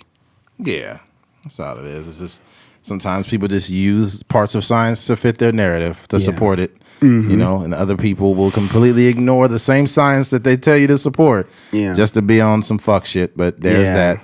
All right, switching gears. Holidays, tough holidays. The reason why sometimes the holidays could be tough for people is because so many people are going through a lot of shit right now. There's this guy I follow on TikTok, and he has a blindfold on his eyes, and he holds a sign, and the sign is referencing like mental health, and he's like, hug me if you've had, you know, this type of issue or whatever. And a lot of people walk up to him and just hug him, and he hugs them, and he can't see them, obviously, so they don't feel judged. And they tell him what's going on in their life. They're like, my brother just committed suicide, you know, 6 months ago. We're trying to get through that. And he's like, I've been there. I've been there myself. I'm praying for you. And he hugs them and they cry. And so many people walk up to him and hug him because they lost their brothers, their moms, their dads. Another person said they lost their brother to a drug overdose. Another person said that they were an addict for 23 years and they tried to kill themselves, but they didn't. They were too much of a coward to do it. Like, he has a bunch of people that walk up to him, and a lot of people are going through a lot of shit, man. Yeah, this is my second Christmas without my grandfather. Sometimes, you know, I just drive around. I'll be at work and I think about him and stuff, and I'll just cry. You know, and you know, once I get my tears off, I'm back to the grind doing what I do. Yeah. But so many people are going through a lot of shit, man. That's one of the reasons why I'm kind to people. Yeah. And I think the holidays is you would think that the holidays is just gifts and, you know, and people smiling and, you know, the reindeer and all this other stuff. But it's also a reminder of what you have lost. You know, when you're used to seeing your grandfather on Christmas wearing a Christmas hat or whatever it is, or certain family members, you remember seeing them around the holidays and now they're just gone. That shit's tough, man. It's tough. And then you also have people who are going through financial problems. COVID took a lot of things away from them. Some people own businesses for 40 years and they lost their business. And they have to choose between paying utilities and rent or getting their kids Christmas gifts. That's a real thing. I grew up poor, so I understand what it feels like to not have gifts sometimes, man, because your parents had to choose paying bills over getting you something for Christmas. That's fact. It sucks, man. There's people that are being kicked out of their houses, you know, because they can't pay rent during the fucking holidays. You know, people going to the streets being homeless. Like, it's tough. I remember it was one Christmas 5 years ago, and I was driving to like my aunt's or something for the holidays to stop by and just say what's up or whatever. And I was driving by the park and I seen this homeless guy. He was just there by himself on Christmas morning, dude. And I drove by, dude. I flipped a U-turn, came back around, and I had like a jacket in my car. I think I had my truck. Yeah, no, I was in my car. I took my jacket off. And I was like, "Hey, man," and I was like, "Can you fit a 2X?" And he's like, "Oh, what's going on? What do you want?" I said, "Can you fit this?" And I gave him my jacket, and I gave him like $40. And I was like, "Merry Christmas, man. God bless you." And he had a look of disbelief on his face. Yeah, you know, like. But I was like, "Hey, God bless you, man." He's like, "Thank you so much, man. Thank you." And it's just like, fuck. It's some people that are lonely. They are alone and homeless. Yeah. During the holidays. Yeah. Like, there's so many people going through a lot of shit. Just know, this may just be a podcast, and I'm just a guy, but I care about you, and I'm thinking about you guys. Whoever it is out there that may have come across this, just know that I give a fuck. Yeah. I think that's like just. I think I remember I was maybe in like the fourth grade or the third grade or something like that, and it was all the family. Like we went to my grandma's house, and we had a lot of our presents. We opened them up down there, and it was like just everybody just opening up presents and presents and looking at everything. And then as a kid, Christmas to you is just presents. Christmas to you is just waiting for Christmas morning so you could open up the scooter and ride around the streets with it or play with your cousins and stuff like that. And I just remember, like, I don't know what, I think it might have been my mom or one of the adults was like basically like stopped everybody and like reminded us like, yo, this is you guys got gifts and stuff like that, but this is not what Christmas is about. And my family is very religious, so they kind of broke it down to obviously like this is the day that we celebrate Jesus' birthday. Right. But in more of a worldly sense, it's just this idea of like family and getting together and kind of celebrating us being alive, for another year. And, us, we're older, we go our separate ways, but we still find our way or make time to spend time together on Christmas. And it's just important to really understand, like, I think what the holidays are about. And, as life goes on, more and more people are going to pass away, like, whether it's your grandpa or my uncles or whatever the case may be. And there's always going to be this huge shift in the way that we bring about holidays. And I think it's just important to understand that our experience is not everybody else's experience. There's somebody that's like, that everything is good on, Christmas. And then there's people that are like, that lost, I know my mom had a friend that lost her husband on like New Year's Eve or something like that. So I think it's just important, like, to understand that our experience is not everybody else's experience. And then, like, also don't take these days for granted. No. Like, don't take any holiday that you have with your family for granted. Like Charlemagne and Schultz, they were having a conversation about like that, broke it down to the amount of times that they may see their parents again. They're both older than Schultz is older than you, right? Yeah, he's 38. Yeah, so they're both older than us, and he kind of broke it down like, man, I may only see I only see my parents 64 like once, times. Yeah, once a week or once every couple of weeks. So it's just like once you start to think about that, and it's very it's very sad. Even for me, like my mom, like, she'll swing by the house, but I'm dealing with stuff at the house as far as getting stuff fixed, so I have to make time to be present at the house while the guy comes and helps us out with fixing certain things. So I don't even have the free time to go and see my mom, and she works Monday through Friday herself. So I just be thinking about like, dang, like you literally have to cherish like every moment. And even sometimes, like my mom had called me, and I don't know. Sometimes my mom, she'd be low-key doing too much. So, like, in terms of that situation with my niece, like, that happened this week, right? And my mom is like, she's like she tried to like create, or she tried to give my niece these cards that were like a black hand and a white hand, like shaking hands. And it was like a Christmas card that she wanted my niece to give to her classmates and stuff like that.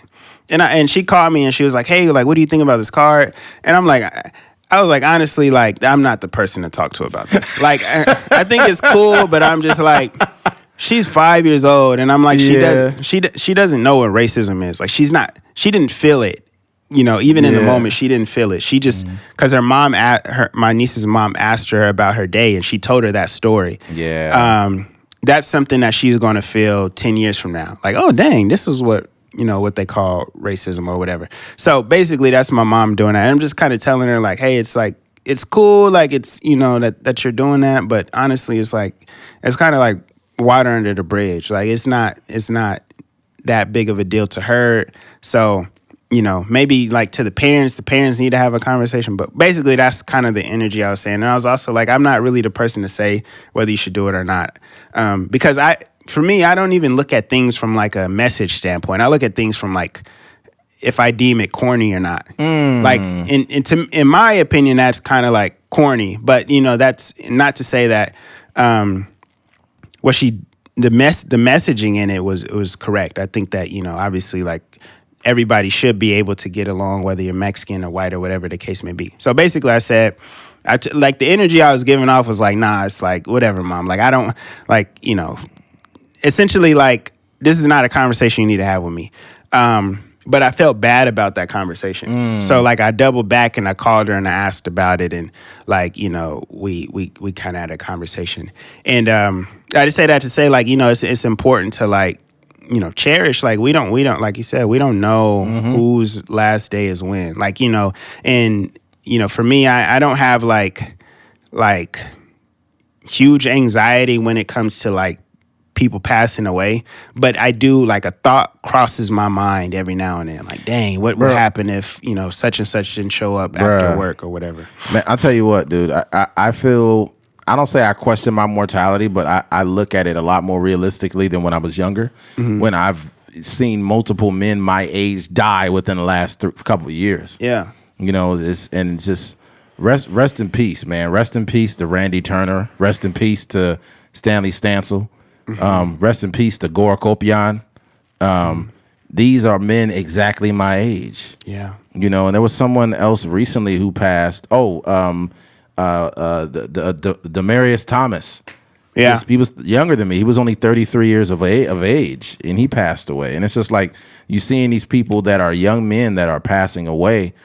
And then, it's like, fuck, imagine how their families feel, Yeah, and it's around the holidays.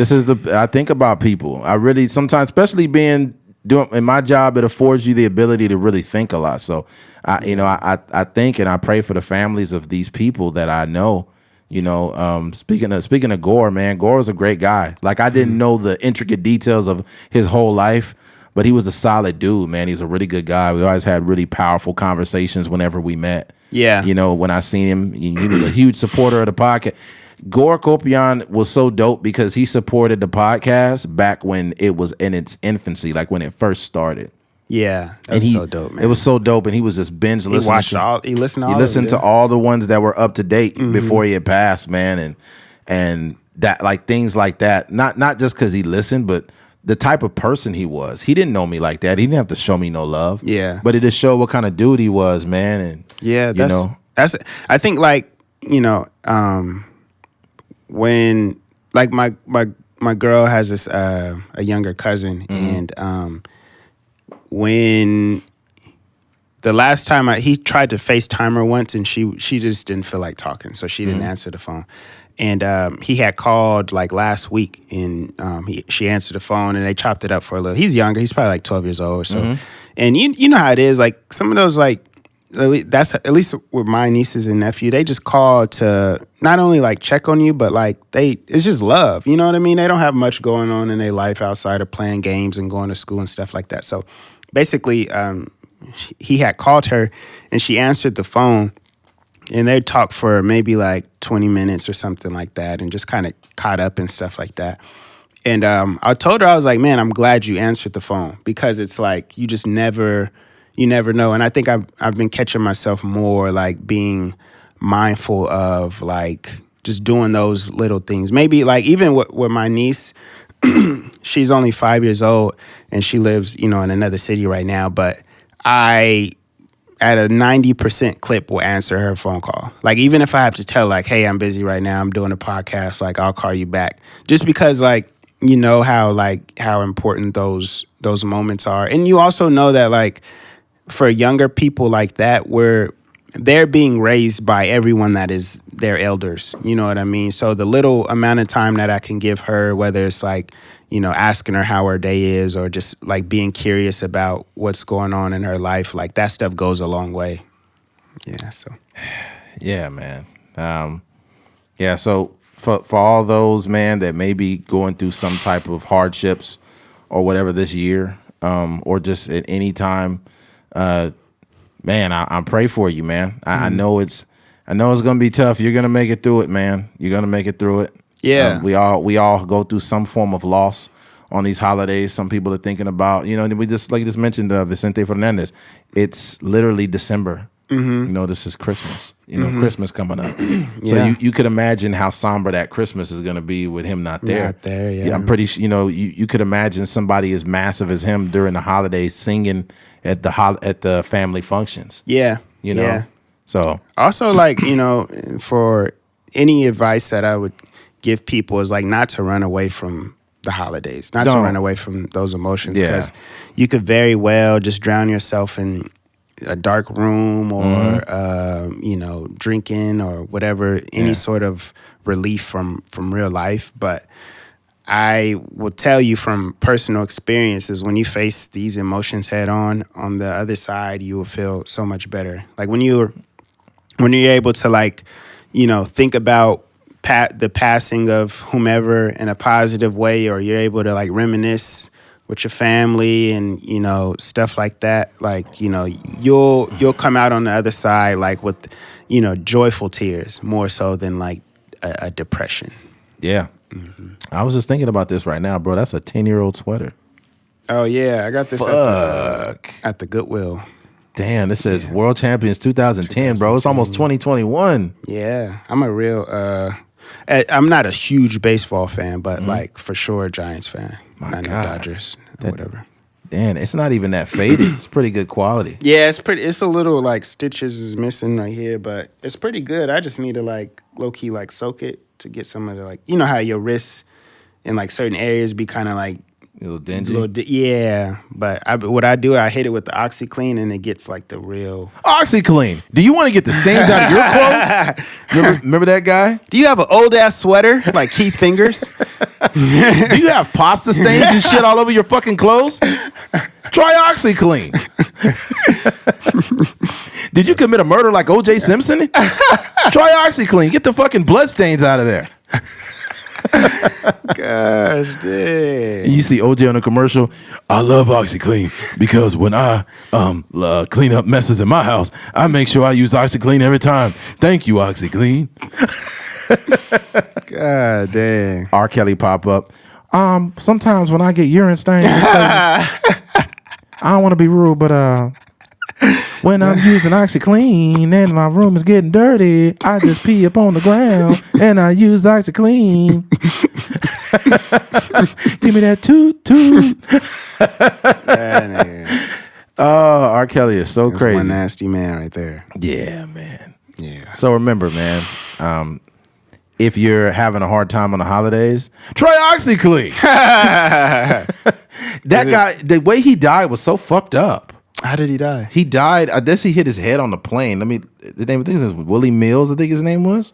Dang. Then they replaced him with another guy. It wasn't the same. No, it wasn't the same. They replaced him with some English dude. He's like OxyClean. It's like, I don't want to hear this motherfucker.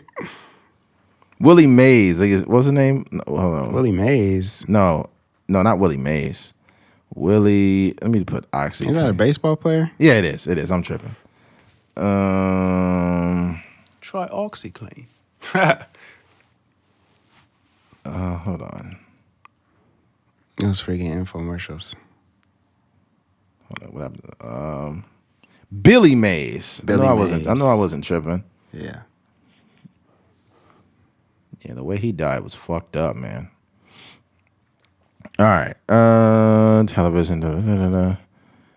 Yeah. All right.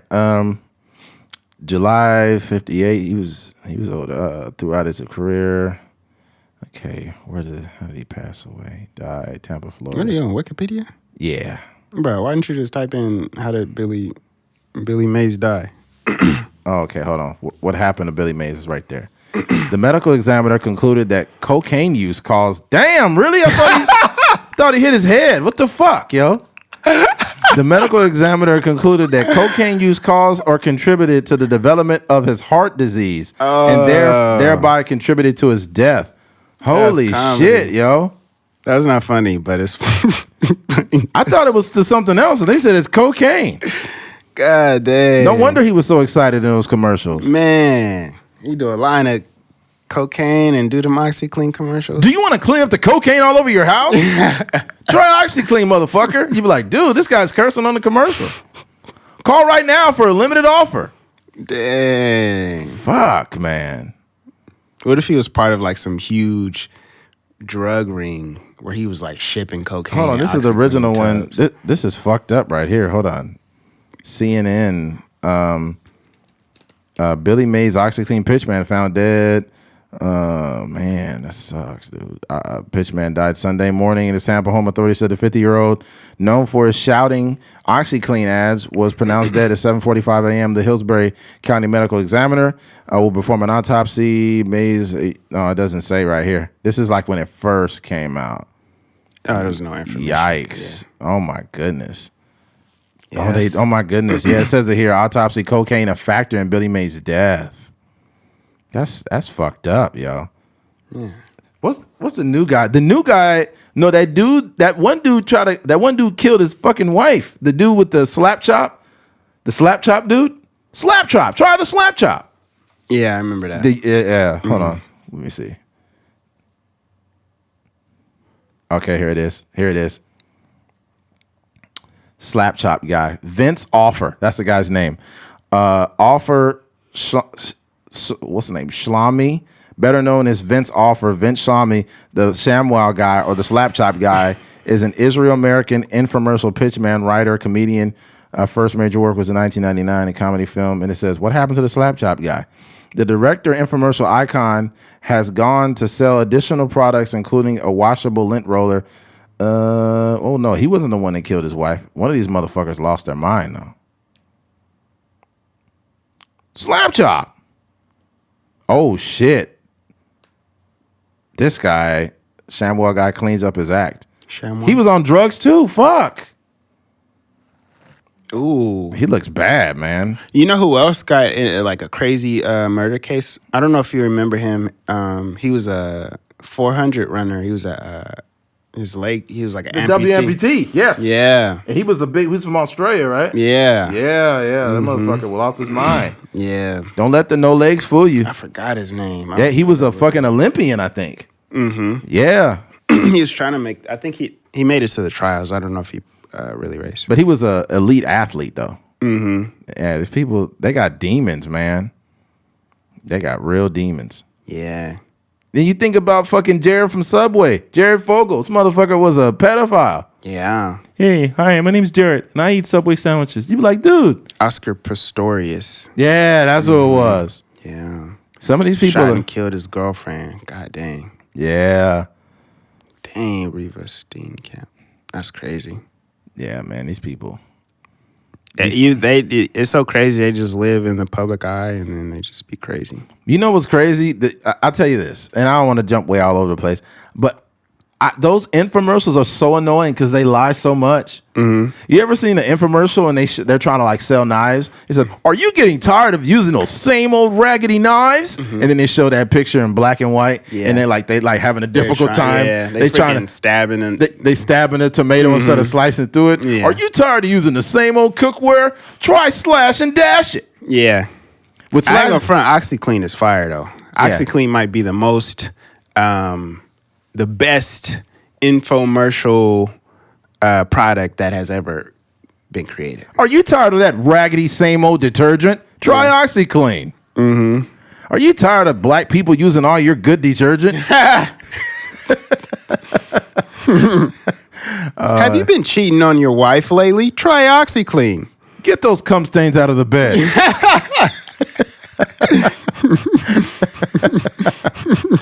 Are you trying to hide evidence from the FBI? Try OxyClean. Get the DNA right out of those sheets. That's wild. Yeah, that guy's. And it's always the same voice for some reason. Mm-hmm.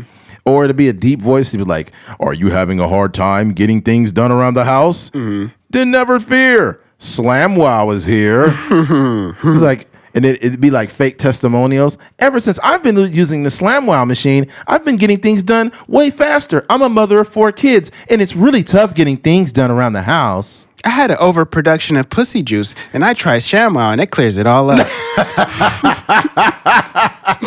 I had a UTI. And instead of going to my gynecologist, I just use Slam and Wham It.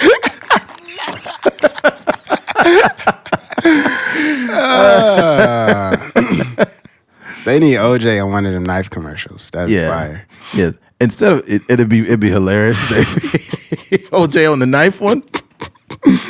Oh, it'd be like, yeah, OJ would be like, "Hi y'all, I'm OJ Simpson.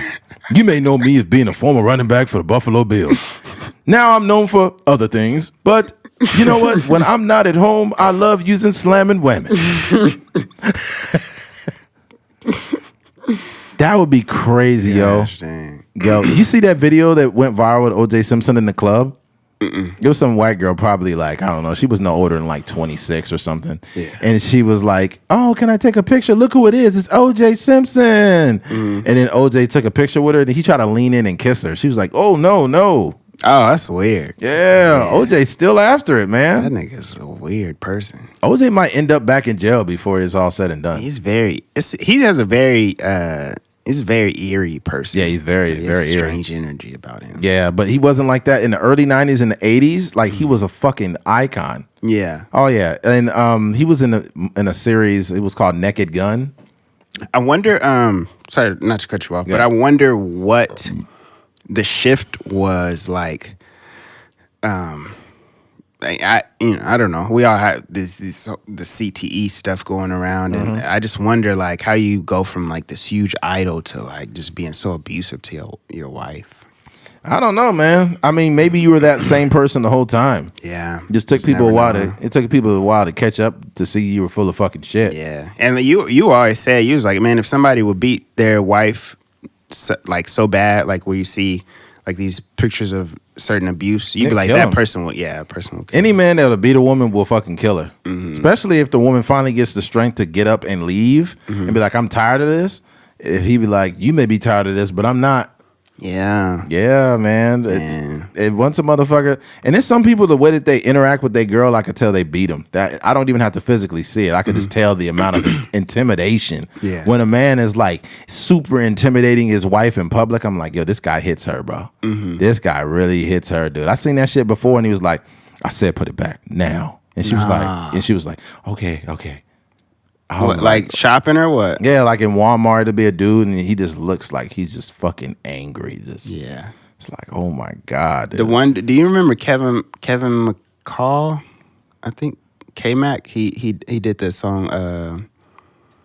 I think I remember him. Wasn't that? He was with Chris Brown. Yeah, he with Chris Brown and Tyga.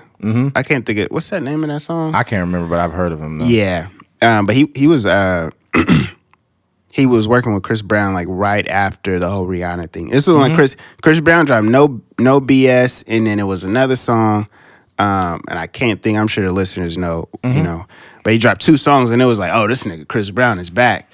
It was probably like a year and some change, 2 years after the whole Rihanna situation. But the dude Kevin McCall like worked with Chris Brown, and he like co-wrote a lot of the songs in that time period. But it was he was on an interview, or he was having a conversation with somebody, and he admitted to beating up Eva I don't know, you know that Eva Pickford, I think her name is. She was like on America. I think I seen America's it though. Him like model. He fucking went off. Yeah, he was like, "Yeah, I beat her ass, and nigga, I beat your ass too." Like he was like going crazy. Yeah. Like I already admitted to all that. I was like, "Damn, this nigga's wild." Yeah, he's crazy, man. Yeah, that's nuts. Where we at, man? 138. All right. We could run through this last one real quick and get on out of here. All right. Switching gears. We just went on a freaking tangent at the end of that one. All right. Switching gears. I did a poll on Instagram, and I was just curious to see what people thought. But the poll stated, "Can you love more than one person?" Right? Meaning, you know, from a romantic, like a romantic way. Can you love more than one person? And the poll came out like literally extremely lopsided. It was 78% said that you could love more than one person, and like over 40 something people participated in the poll. And I was like, wow, that's a lot. That's fucking scary, man. And the reason why I find that problematic is because it gives you an idea. And for all the people that said you can, I'm not trying to, this is not an indictment on you, but it just shows how bad the dating landscape is. Yeah. For you to think it's normal that you can love more than one person speaks to why so many relationships don't even work. Yeah. Like you shouldn't be in a position where you're loving more than one person at a time. Like one person gave a great explanation. They said, like, you know, how she was with her ex-boyfriend and how she will always have love for him. She does not actively love him. She loves her current boyfriend. But there's different circumstances associated with that. Right. You know, if you got married or it's your ex-husband or if you got kids or whatever. Right.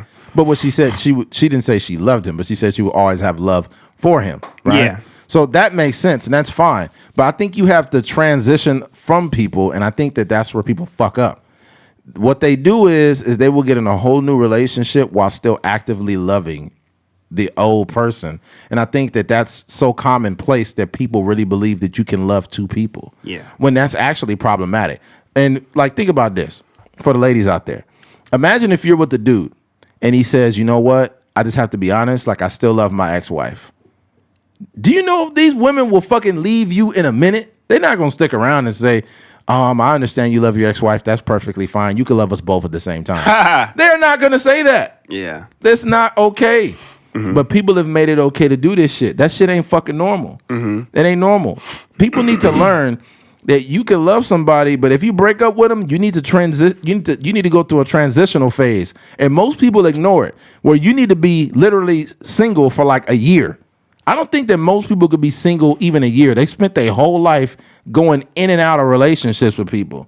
So what happens is they always still love the last person because they didn't take enough fucking time to themselves. Yeah. And what's weird too is, like, people don't just break up and they just cold turkey break up. There's usually a phase where you're transitioning out of that whole grace period. Grace period. Even a year is barely enough time to be past a person. If you was with a motherfucker for 6 years and y'all broke up, and let's say you meet some new person in 6 months, you still love that last person. You have not given yourself enough time to really transition from them. So now you got this new person you just getting to meet that's on the unfair end of it, because they only got 6 months with you, and the last motherfucker got 6 years.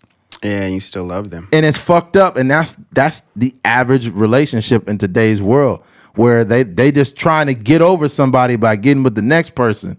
Yeah. And it's so lopsided. That's why when I seen that, I figured it'd probably be like, 30, 40%, like almost half. Yeah. But it was 78% of people said you could love more than one person. Yeah. That's wild. It's so sad. I think that people don't even know how to break up. Nah, no.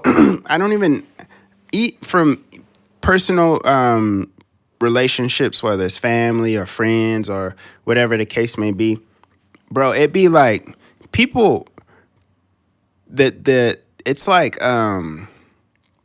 you know how like you know how when you DJing and you got one song on, and then like at the end of it, they blend the other song in there for like 4 bars, and then it just switch to the next song. You know what I mean? It could be like a Dr. Dre song, and then they'll just transition it to like a Jay-Z song, seamlessly. Yep, that's how relationships are. Like there's no like dead noise in there, right? And it's so sad because the majority of people are doing this, and it doesn't matter how long the relationship lasts. It could be a year relationship, it could be a marriage, it could be a high school sweetheart, whatever the case may be. More often than not, before the actual breakup happens, there's already like a conversation with another guy or girl. So they're kind of like transitioning, speaking to them more often. They texting them or DMing them, erasing messages and stuff like that. It's just like it's so sad, and I think it's we are doing ourselves a disservice by not understanding that it's okay not to be in a relationship. And then also, like, it's so much baggage. Like, it's like a freaking carousel at the LAX, like the type of baggage that people are bringing into relationships. Yeah. Like, you got an ex-husband, an ex-wife, or you got kids and stuff that you're transitioning and trying to figure out a certain lifestyle, and then you're bringing all of this into a new relationship. And it's like you people don't understand like the type of stress and the type of annoyance that you're bringing into a relationship because you don't want to be single for any stint of time. So, and then the person you get with is dealing with all your issues from the last person you was with. Mm-hmm. So like you trying to get over a person while being with a new person. That's so fucked up. Yeah. It's like, yo, come on, yo. Like that's wild. And this is the average people that deal with this regularly. You start to get like I won't say a phobia, but I have a little bit of a fear. And I'm not even gonna lie. I have a little bit of a fear of a lot, especially modern day relationships, because I realize how a lot of people move. Yeah. Like I realize how a lot of women move. And I'm not trying to, it's not an indictment on women, but it's a lot of women that, you was with a dude that hurts you for 4 to 6 years. You break up with him, and then all of a sudden you meet this other really nice dude, but you meet this dude only 2 months after being with that dude for 6 years, and then now we inherit all of the bullshit that you have not fixed. And then what happens too is we could be good guys or decent human beings, but you're still talking to that dude behind our backs. You still text messaging that person. You still love that person. You barely getting to know me, but you still love somebody else. You still communicating with their parents and whatnot. Right. Your parents be like, hey, well, you're welcome anytime you can come. And then you try to make your trauma from that last relationship normal in this one. And it's like, nah, that's a no-fly zone. Like you have not taken enough time to figure out what you're dealing with. And now I'm on the receiving end of all of it. Yeah. So it's not okay. Why do you think we live in a time where some people say shit like, you know what? Like, I think it's perfectly fine to be friends with your ex. You should be. No, it's not normal. It's not. It ain't normal. People try to normalize some nonsense. It's nonsense. Like if you missed out on a friendship with your ex, that's not the end of the world. No, it's not like it's your childhood friend. That, your day one. Y'all done been through thick and thin together. This is a person you've been in a relationship with for 2 years, and you are deeming them as like this best friend. Oh, my buddy. Like, bro, if I was with a chick for 6 years, that's 6 years of affection. That's 6 years of eating pussy. You've been eating pussy for 6 years, and now y'all just broken up.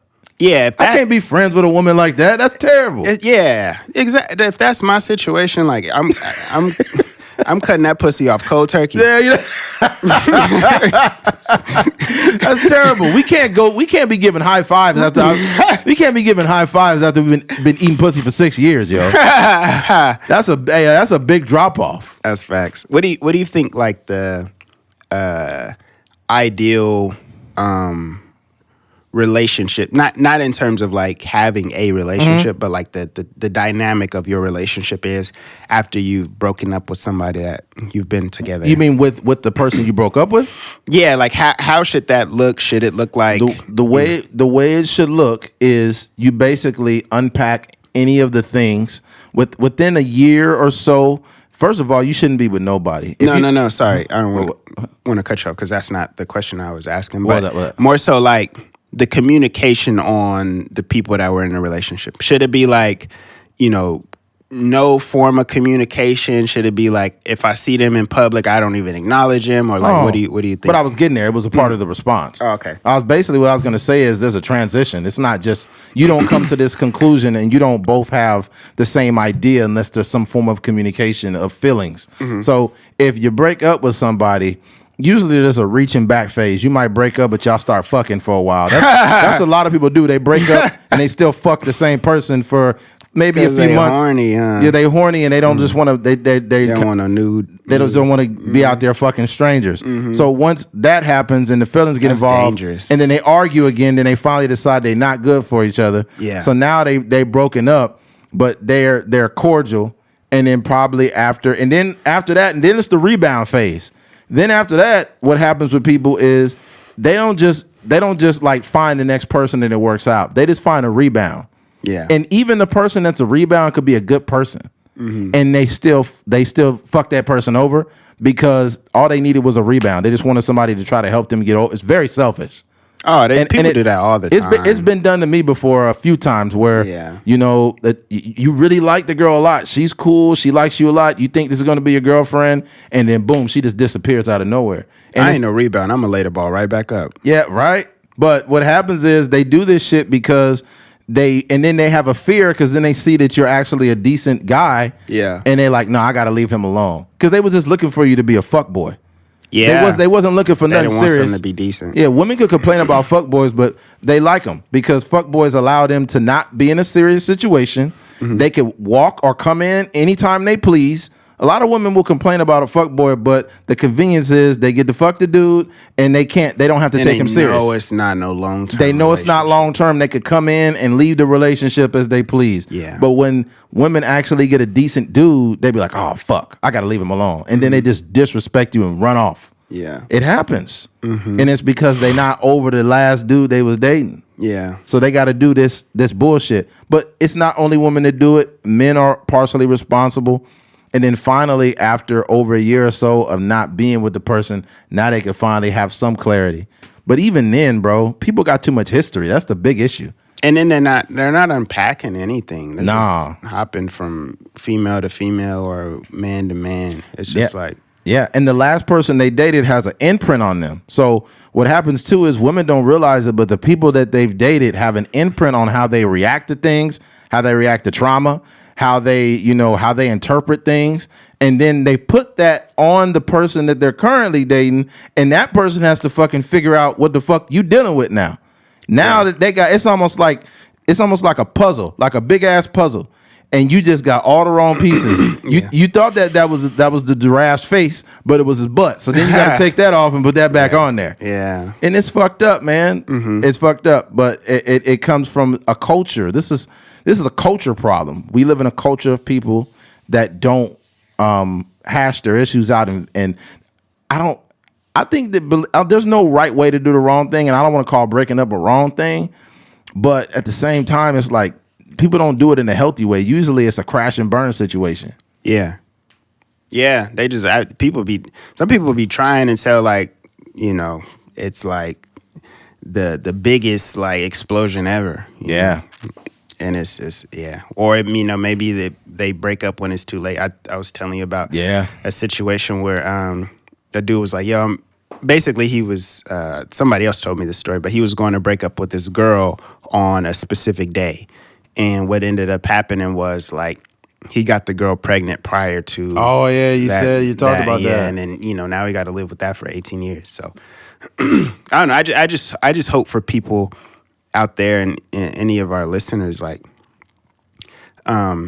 you can definitely like grow in terms of like being in a relationship. I think there's some things that we may not even recognize about ourselves until we are, in a relationship. There may be some patterns or unhealthy habits that we have in terms of like being, how we are in a relationship or, the type of love that we give a person. But there is also very important growth that happens when you're by yourself. And I think that 100%. If you're never by yourself, if you're always in some sort of relationship, if you're always talking to somebody, if you're talking to somebody when you were in your previous relationship, in your previous marriage, or you start dating immediately after the breakup, and the breakup oftentimes is just an official thing, you know what I mean? Like they actually broke up a long time ago, but it's like divorces, like, the divorce happens, but Kim Kardashian is already out. She already out, exactly. You know what I mean? So I just think like,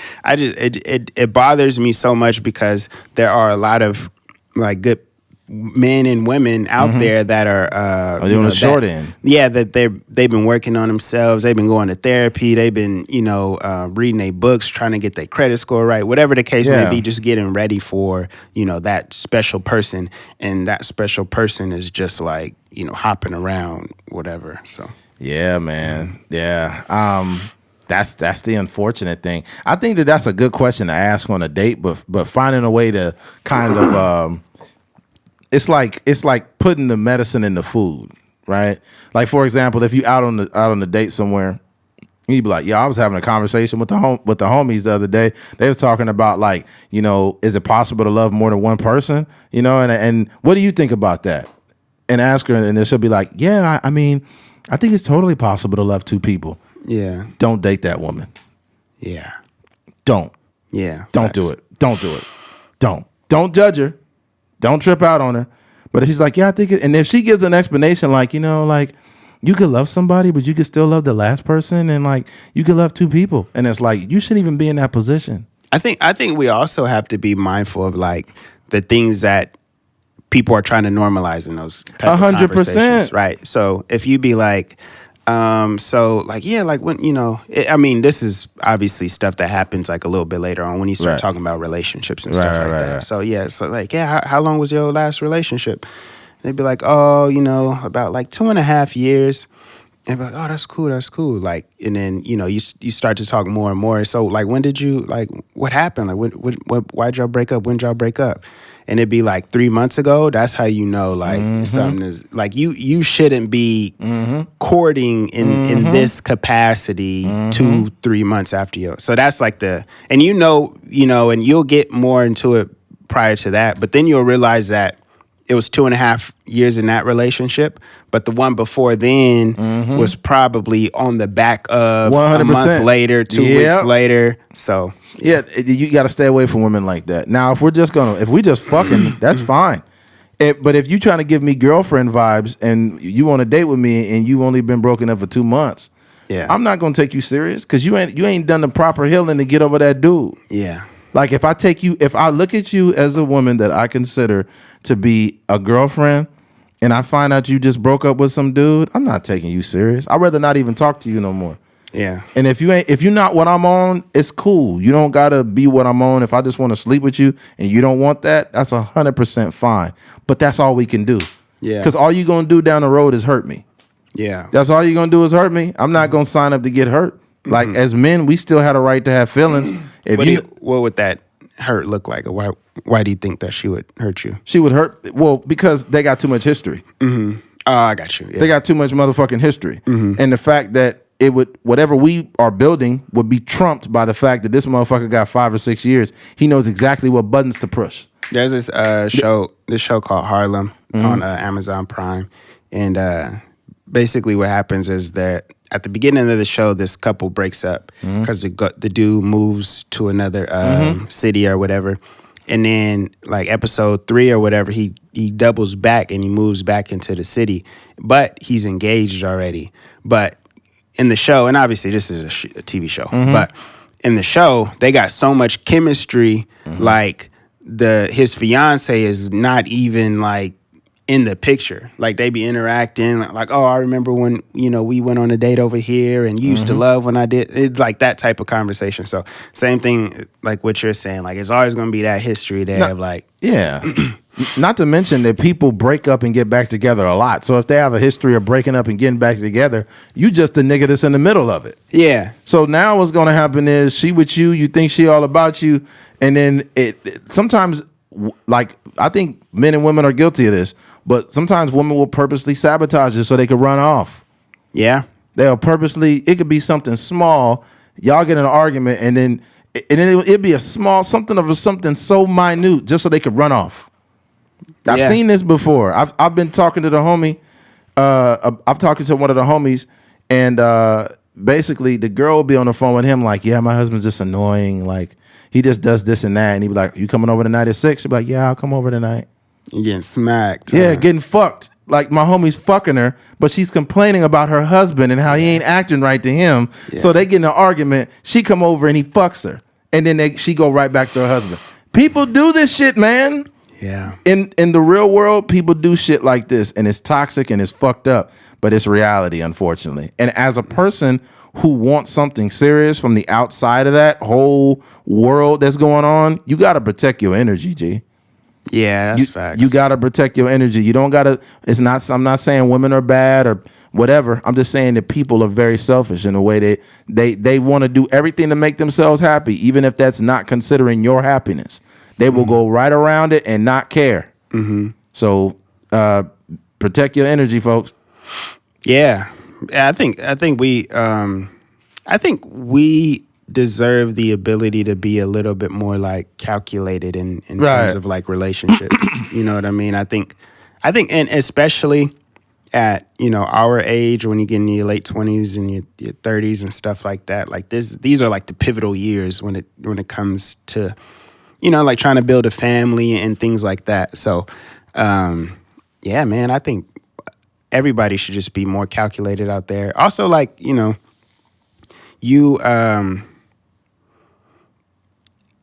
I think the idea of like in terms of relationships when they say like you get what you deserve is not always 100% true, because I think there are some people out there that are coming across like really good partners and they're not like complete people, and that's just the unfortunate part of like the dating landscape. Like, Yeah. But Yeah, people fucked up, man. Dr. Dre just posted a picture with him with a bunch of balloons behind him, and it said "divorced as fuck." Like, Yeah. I'm thinking like, yo, why the fuck you celebrating a failed marriage, yo? This is just a toxic culture, bro. You should not. I do understand what you're saying, but I also look at it from the other point of view. Like, imagine your wife was just the most like annoying, like, Right. Person ever, or she cheated on you, or whatever the case. Like, and we got a little glimpse of her character. She was charging like, she was trying to get like $20,000 for like extracurricular activities, all kind of like crazy stuff. So, I get what you're saying. Like it is like you're celebrating something as That shit is stupid. failure. That But shit corny to me. on the other point of view, it's just like, man, I'm finally away from this toxic female. Yeah, whatever. I just don't think you should be. I don't think you should be publicizing your failed marriage. I think this is just my personal opinion.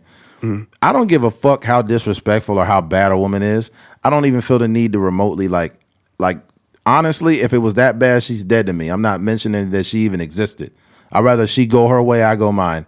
I could focus on working on myself and better myself. I don't need to post pictures. Yeah, of me chilling, I get what you're saying. hanging out. Like I'm not even gonna talk bad about women. I've had women that treated me like dirt, and then when I stopped talking to them, I didn't say nothing bad about them. A lot of people crash and burn like, my ex is a piece of shit. Fuck him. He cheated on me. Blah blah blah. Or like you hear dudes, bitches ain't shit. I have nothing to say about you. Yeah, regardless of the wrong you did to me, I have nothing to say about you because you dead to me. Yeah. I'd rather focus on bettering myself and living my life and becoming a better human being, because I don't ever want to deal with a woman like you again. So in order for me to not have that problem, I'd rather work on myself and focus on that. Yeah, I think you're 100% right. It is kind of childish, like the whole balloons man and stuff. I guess my point of view is more so the joy that you can have with being like separated from someone. 100%. Like, I think you could. It's definitely okay to like be happy about being broken up, or like excited about like what your future holds. As far as like being a single person again or whatever. But yeah, the balloons, that's a little much. Come on, Dr. Dre. The fuck is you doing, man? Yeah. We're still waiting on the detox. Yeah, what did your PR person tell you? What you should do now, because you everybody knows what's going on, in order to kind of like take the pressure off, you should put some balloons up that said divorce is like, stop listening to these motherfuckers, man. I don't know if he operates like that. I don't know if he does or not. All I know is it's just not it's not decent. Yeah. It's sometimes PR people, you have to understand that people like Dr. Dre do have PR people. I know they do. Snoop, all of them. They just choose to listen to him or not. Yeah. Like you look at like fucking what's his name? Is it the Baldwin? Is it Alec Baldwin? Which one is it? The one that just did the interview. He needed to just shut the fuck up. Should never did it.